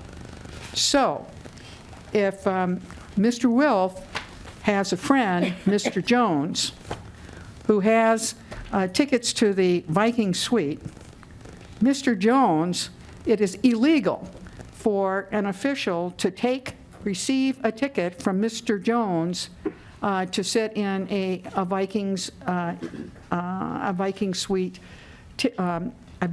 suite during a game. And I think we need to remember that it's not just you can't take it from Mr. Wilf, you can't take it from a friend of Mr. Wilf either, who was given the ticket by Mr. Wilf or anybody else in that situation. That's for us as legislators. But on the other side of that, to say that they can't give those kinds of gifts to family or friends, I think is quite a correct policy. And as the value of the tickets, I won't repeat the George Bernard Shaw story, but maybe some of you recall it, about what the value of something is does not, or how much you pay for something does not necessarily reflect your character. It wouldn't matter whether the seats cost $1,000 or $100. It was a grave error to give them to family and friends, and a grave mistake in judgment. And I don't know whether the new policy is going to be, you have a cop standing at the door, or CCTV or something to say, oh no, that, they abided by it. How it's going to be enforced, I assume you're mentioning that there'll be lists of people so that it'll be clear that it's not a family or a or a friend, and God forbid that they should be in the marketing business, they just won't be able to go. I would say err on the side of caution, nobody gets in. But it's not just a matter of how much the ticket cost. It was a grave mistake in judgment and error, and it's being rectified. And I, for one, appreciate that there's no excuses being given that it was a mistake in judgment or an error or whatever you want to call it. I do not think it necessarily says, as Senator Lane indicated, that anybody that took a ticket or a meal from a lobbyist before the gift ban was somehow a person of no integrity, and then the day after the gift ban went into place, because they didn't take it, they're now a person of integrity. I don't believe that. I don't believe that happened for any of us. We recognized and we agreed with Senator Marty at the time, even those of us that were in the House, that this was a new day, and we went in another direction. And I, for one, am pleased with that. And I'm also pleased that the Sports Facilities Authority is doing the same thing, admitting the error, admitting the misjudgment, and making a change. And I want to see that change at Target Field, and I'd like to see it tomorrow. I would like a statement from the Ballpark Authority that they're changing that. Why not? Why is it in any different ethical issue? Simply because there's a different government structure at the bank stadium. So,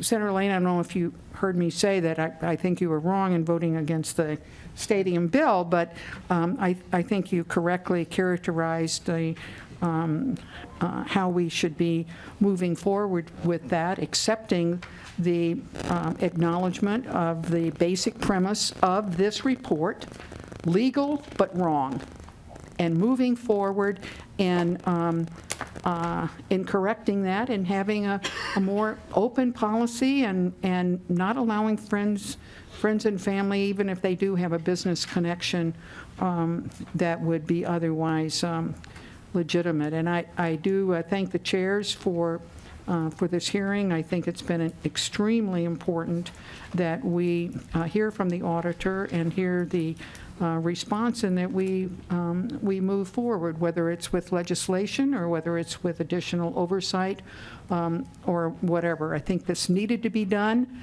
and glad it was. Mistake was made.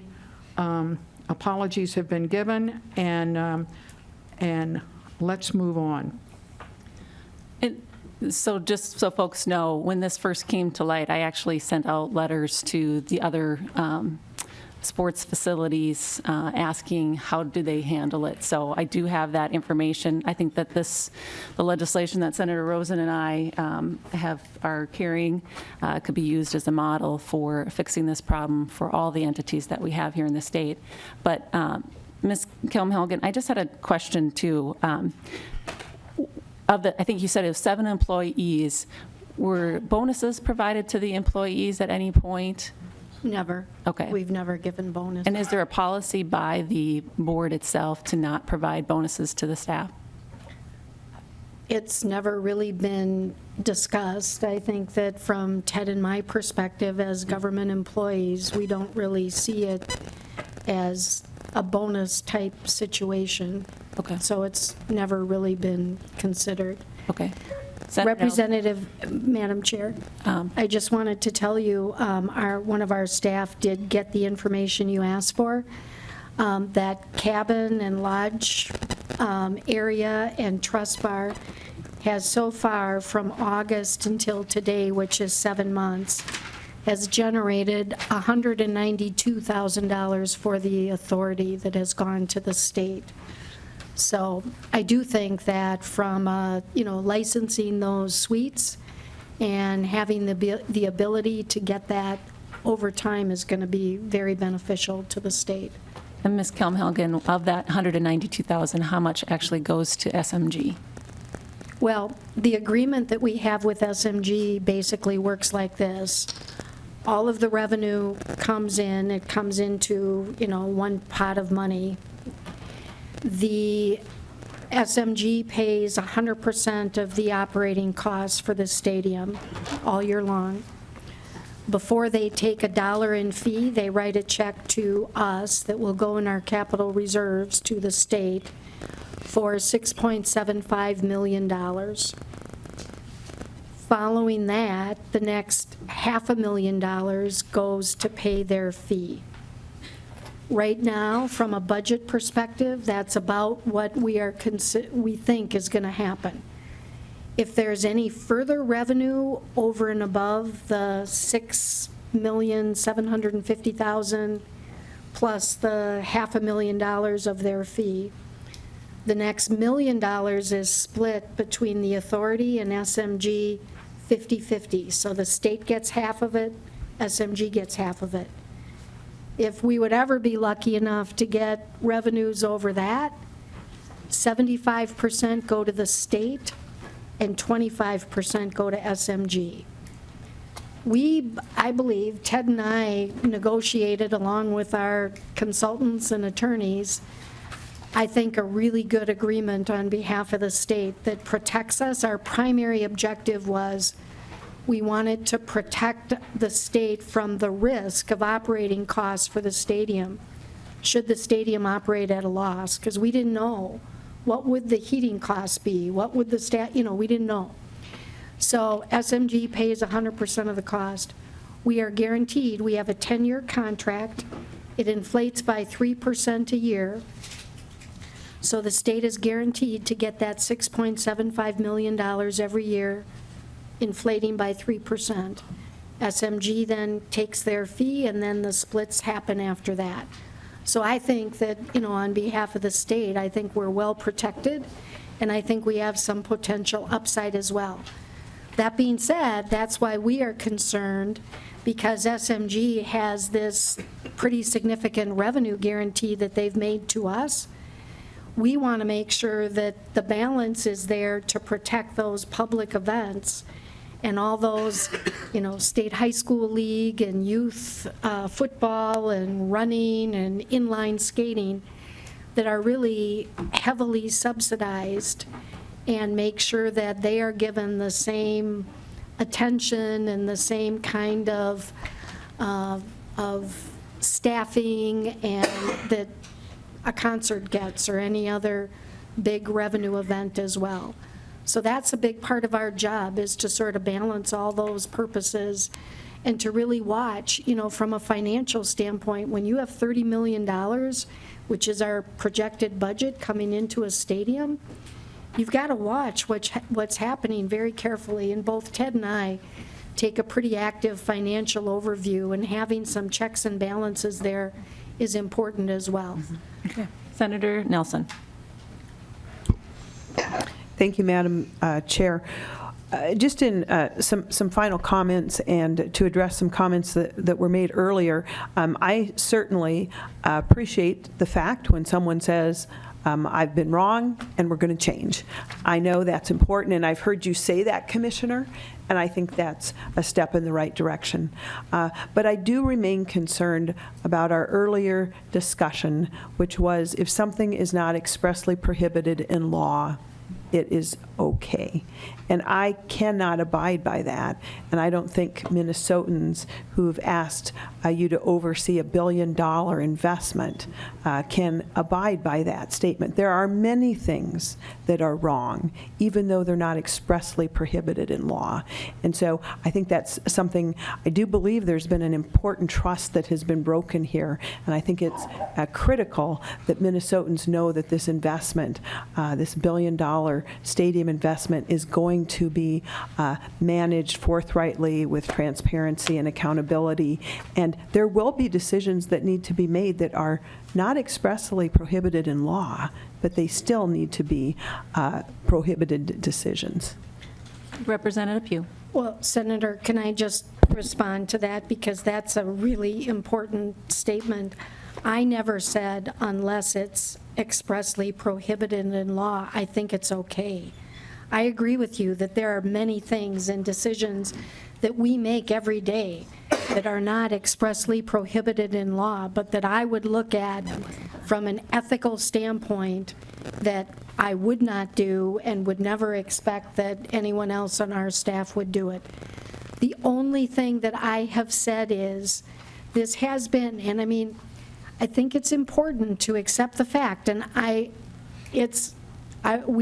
should have known everything at this stadium attracts attention, and that people, I didn't think through the fact that just because the suites had been used with family and friends at the Metrodome, at other facilities, that is the only thing I was applying this issue to.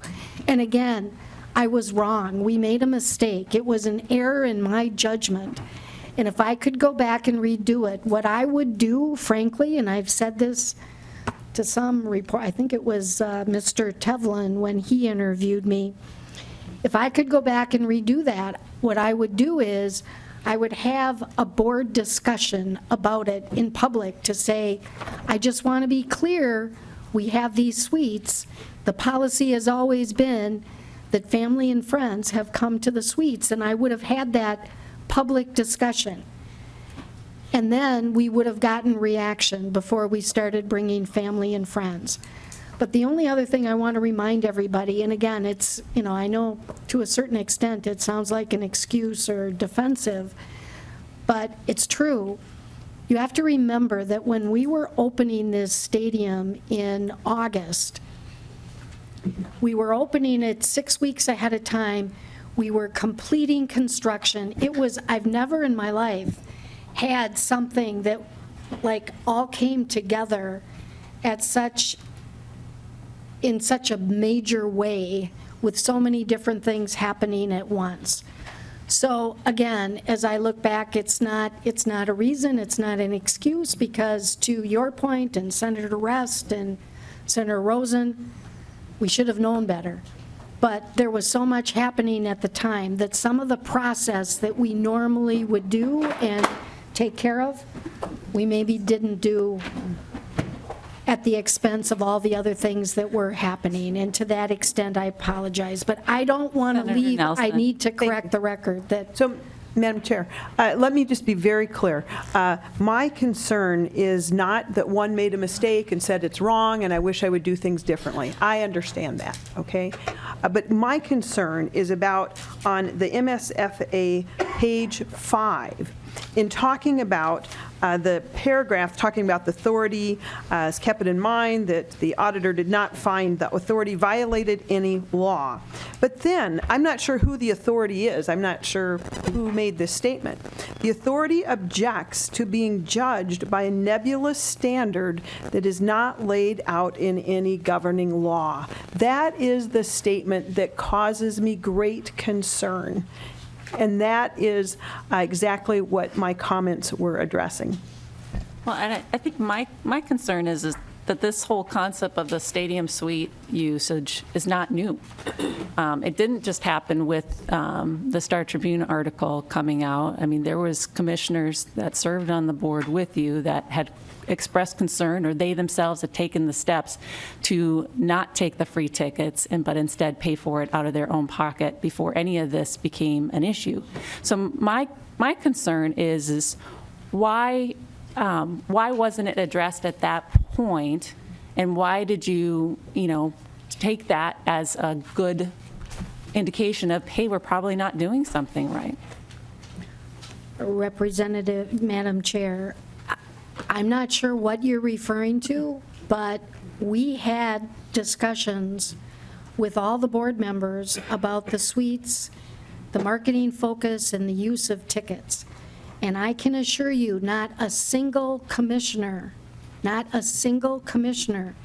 expressed any concern to me, to Mr. Mondale, to other commissioners. No one expressed any concern. Well, There are three of us that have our own tickets. I will beg to differ with you on that. So I have received information that that is not the case. So I am just a little concerned about that piece, and we can have that conversation more later, but that's not the information that I've been provided with. Well, Madam Chair, I think that if you are going to make a statement like that, I think it's important that you share the information, which commissioner, what they might have said, when they might have said it, because I can tell you, I can assure you that no one ever said that to me. Mr. Mondale, can you? Madam Chair, we talked to commissioners about the suite use policy that we effectuated at the opening of the stadium. It was tighter than what we had at the Metrodome, but still allowed the family and friends, and did not have, as we've been told, it did not have the type of record keeping that we've now put in place. I don't recall a commissioner in those discussions saying this is wrong and we should change our policy. I have no recollection. We're going to have to agree to disagree on that point. Chair Kiffmeyer. Thank you, Madam Chair. I'm going to go in a little different area because it's a statement that was said earlier that there was no cost to the state. And I take issue with that because of this. When you have, and you gave your example of how you're getting a return on this investment, or whatever you want to call it, of the $300,000 and so on, the same thing is true of these two suites.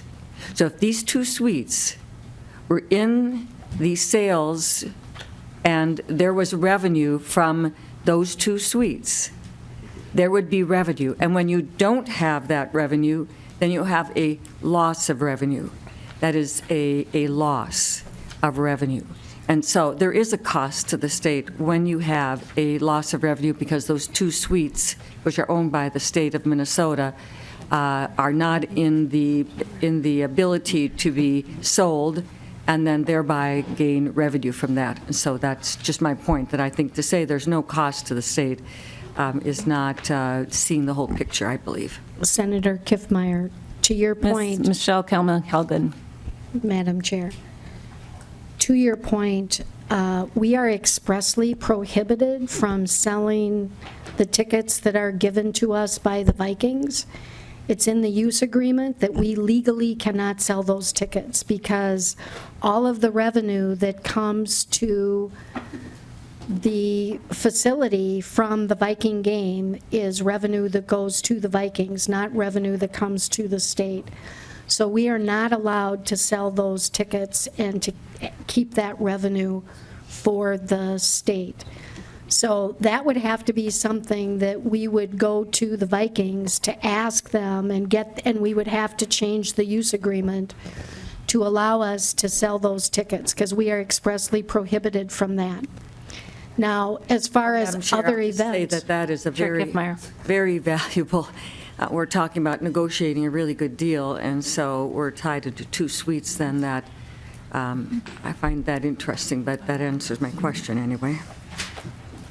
That I was just going to say, Senator Kiffmeyer, Madam Chair, that is not the case for concerts, monster trucks, other events. And while we have looked at these suites as being part of marketing, we have also looked at the fact that we can use those suites and sell tickets to them for these other events. Non-Viking. For non-Viking events. And we actually are going to do that for the motocross event that is coming up this weekend because, February 18th. And that money will come to the state. Chair? Okay. Representative Pugh. Thank you, Madam Chair, and Director, or Chair Kelm-Helgen. I've had some opportunity to review some more of the report and kind of drill down on some things that I didn't prior to coming here. And with regard to parking, it appears it appears that there's some real inconsistency about how the parking spaces were allocated, and I'm just kind of unclear about that. I've taken a look at the attendees, who's a marketing attendee, who's on the list of attendees. Then I've taken a look at, and just for specific events, but it would appear that there are individuals who received parking passes that weren't on the list of attendees. There were commissioners that received parking passes. I believe one who I don't see was on the list of attendees. Marketing people who were attendees who weren't granted parking passes, and I just would appreciate any clarification about this. Ms. Kelm-Helgen. Madam Chair, Representative Pugh, the parking really varies a lot. There's many people that decide they don't want to park around the stadium because it's too hard to get out primarily after a game. So there's a lot of people that if they have an office downtown or they live downtown, but a lot of it is office downtown, or maybe they decide they'd rather park and walk to the stadium somewhere else remotely. So a lot of people are offered parking but don't use it because, they have spots or they want to park somewhere else. So that's part of it. I think there's like 2 people that were on the list for early events that were on the parking list, but they weren't in the suite. And the only thing that because I don't know who those people or those names are, but the only thing I can think is there oftentimes are people who are invited, like by another commissioner, and then the people don't come. And early on, it was the parking, rather than being given a hang tag, which is what happened later, there was a parking list that was kept. We didn't have hang tags. So someone in security would have this list. So their name was maybe on the list early on, and then they, for whatever reason, didn't come to the event. And that frequently would happen, where you'd invite someone, they would say they were coming, and then they never came. Thank you. Thank you, Madam Chair. And just a quick follow-up as I'm taking a look at the list that I compiled. I mean, I see probably at least 10, maybe more, probably more names of people who were on the parking list or looked like they were granted parking. Maybe they were just on a list and didn't use it based on the procedure that you just explained, but I don't see any of these names that I've circled on the first 4 dates as attendees at those events. So regardless, I am assuming that this whole situation is going to be cleaned up going forward, and I don't anticipate that there will be this sort of situation going forward. So, thank you. Yes. Senator Carlson. Thank you, Madam Chair. Madam Chair, and I guess I'll direct this to to Commissioner Mondale. How long has that, you mentioned the policy at the Metrodome, how long has that policy been in effect? And what were the slight changes you said that when you changed from the Metrodome to this facility? What were those slight changes? Mr. Dondale. And who was there? Madam Chair, Senator, the policies at the Metrodome changed after the gift ban. As you know, the MSFC was largely controlled by the city of Minneapolis with the chair appointed by the governor. And so it was really, the city council was very involved in all of the games that were there. It was a different venue. You had the Twins at 82 games, you had Gopher football, you had Gopher baseball, and you had the Vikings. When I took over from Mr. Lester and Mr. Terwilliger, basically the policy was that the executive director had one suite, which he largely just invited his family and friends. And each commissioner had a full suite. We had 2 suites next to each other, again, on the 20-yard line, like the ones we have at US Bank Stadium. And one commissioner would get the suite, largely for friends and family, for one game. And then each commissioner would get 2 tickets, sometimes 3, sometimes people wouldn't go for the second suite during Vikings games. And that's how it ran up until the point where we moved over. What we did is we asserted, hey, we need a marketing purpose as part of our policy. Also, back then, there was an allocation to commissioners. So if you were a commissioner on the board, you got your suite for one game, and you got your 2 tickets for every game, right? And so now, let's say, for instance, if a commissioner doesn't come, in our old policy, if a commissioner doesn't come to a game, they put those tickets back to the sales and marketing staff to try and allocate to sales and marketing entities. In the old days, commissioners would send their family or whatever. I mean, people would show up from North Dakota that we never even knew who they were. Obviously not a great benefit, and the commissioner wouldn't even show up. So we took that away, and we tried to focus on the marketing piece. But as the chair said, I think we missed on the friends and family piece. And I agree with Senator Rest when she says, err on the side of judgment here. And I think that's the policy that we did. We actually had a debate at the board meeting about whether or not some family members should be, like a spouse should be involved. What if you're marketing to someone and they're bringing their spouse? It actually, in business, you would invite your spouse to the dinner, right? But I think we've heard what public officials and the public have been saying about this, and I think we erred on the side of being absolutely airtight as far as any perception of wrongdoing, and we agree with that. So I'm not sure, I probably went on too long for you. And follow up. Senator Carlson. Thank you, Madam Chair. And Mr.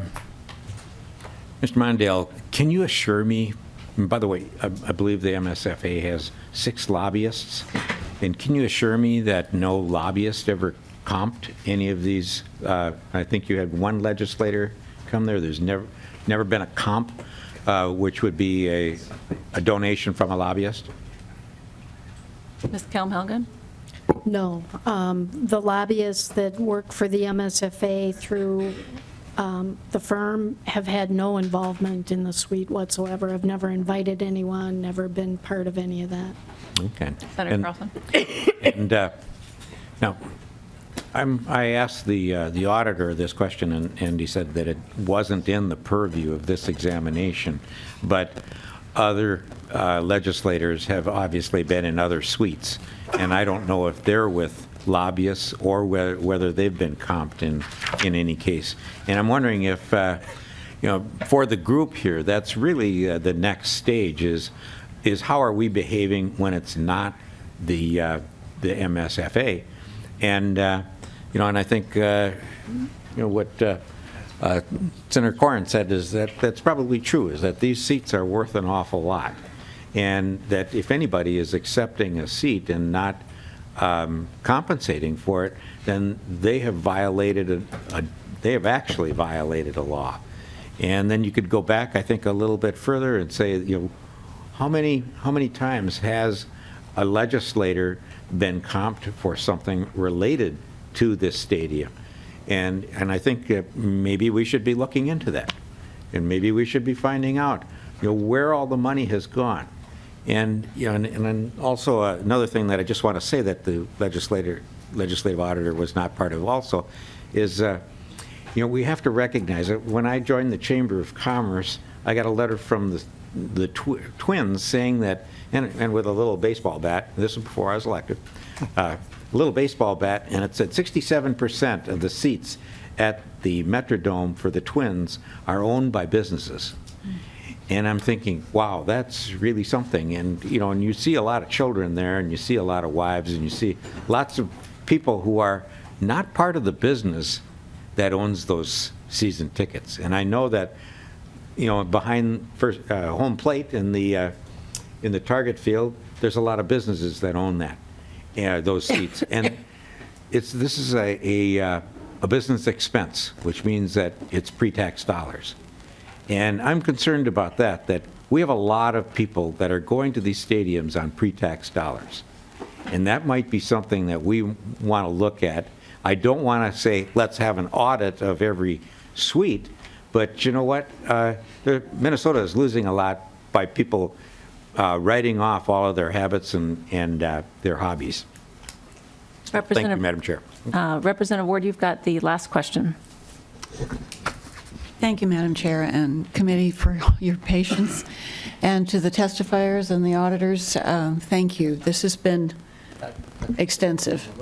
So I do have one question and then a comment. It seems, as I understand it, I would compare the suites, the cabins, to timeshares.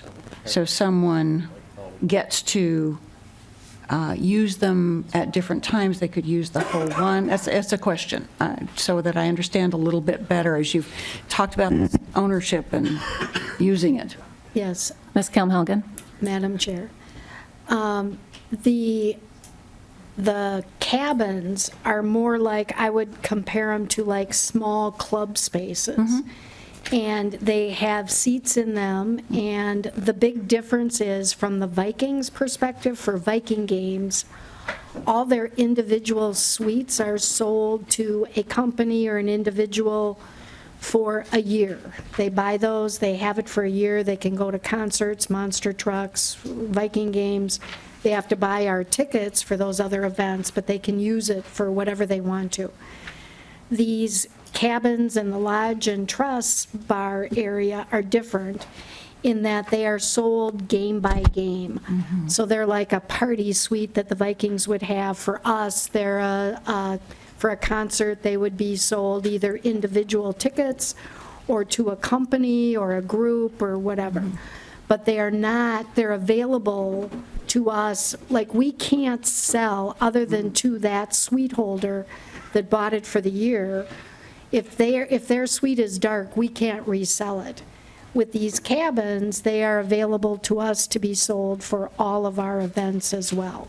So but if you think about it, they're just day to day, they're available for meetings or a birthday party or a bar mitzvah or whatever. And people do rent them and hold dinners and meetings day and night and weekends, as well as for events. And all that revenue comes to the state. Representative Ward? Just so you are clarifying for me, and I appreciate that. So the space is rentable, and that's where I think we were trying to get to, what's the cost for each of the spaces, or you have a different menu depending on how it's going to be used, whether there's an event or not, that kind of thing. And I think that's the kind of cost we were trying to get a breakdown on. But I wanted to comment, and I appreciate your indulgence. It seems to me like we've been talking a lot about custom, and these bodies both rely a lot on custom and tradition. And those things change sometimes. And I appreciate the fact that we're all recognizing the need for some change now. And I think we're looking at an organization in transition, going from the construction to an operational, but it's not even complete in that regard, right? So I would expect that these two bodies, or some combination, a smaller group, could look at the recommendations from the auditor and decide, make some decisions and recommendation to the larger body for regular reports to the legislature, who determines what in terms of responsibility and accountability, evaluations of progress and outcomes. So I think we just have been able to touch on something that is in transition, and I think we have a responsibility to determine where that's going to go and how we want it to look. And if we want other sports organizations or other entities that get money from the government what are our expectations? Because I don't think it's fair to not be clear about what our expectations are. And I would hope we could do that. Thanks, Representative Ward. And members, and to Mr. Mondale and Ms. Kilm-Helgen, we still have members that have questions, certainly perhaps for you as well as Mr. Nobles. But I think you've been very patient in sitting here for this time to answer the questions that we've had so far. I know that our separate House and Senate committees will most likely be having hearings on this issue as well. And so at that time, we'll be able to get into any additional questions. I know there was a list of people that had questions yet for Mr. Nobles, and so we'll have another opportunity to go over those details, and then hopefully in between time with the list of questions that require a little extra homework, you'll be able to provide that data to us too, and that will help us in moving along and creating a model, basically, hopefully not just for Minnesota, but maybe for the rest of the nation, because this is not a problem unique, unfortunately, to Minnesota. So we'll be able to do some of that. So having said that, Chair Kiffmeyer, any other comments from you? Or I just want to say thank you, Madam Chair, for the House hosting the Joint Committee. We appreciate that. Thank you to all the committee members who stood with us and went through this. Thank you to our testifiers who went through this. I appreciate that as well, and Mr. Nobles. Thank you, Madam Chair. And with that, members, we are adjourned.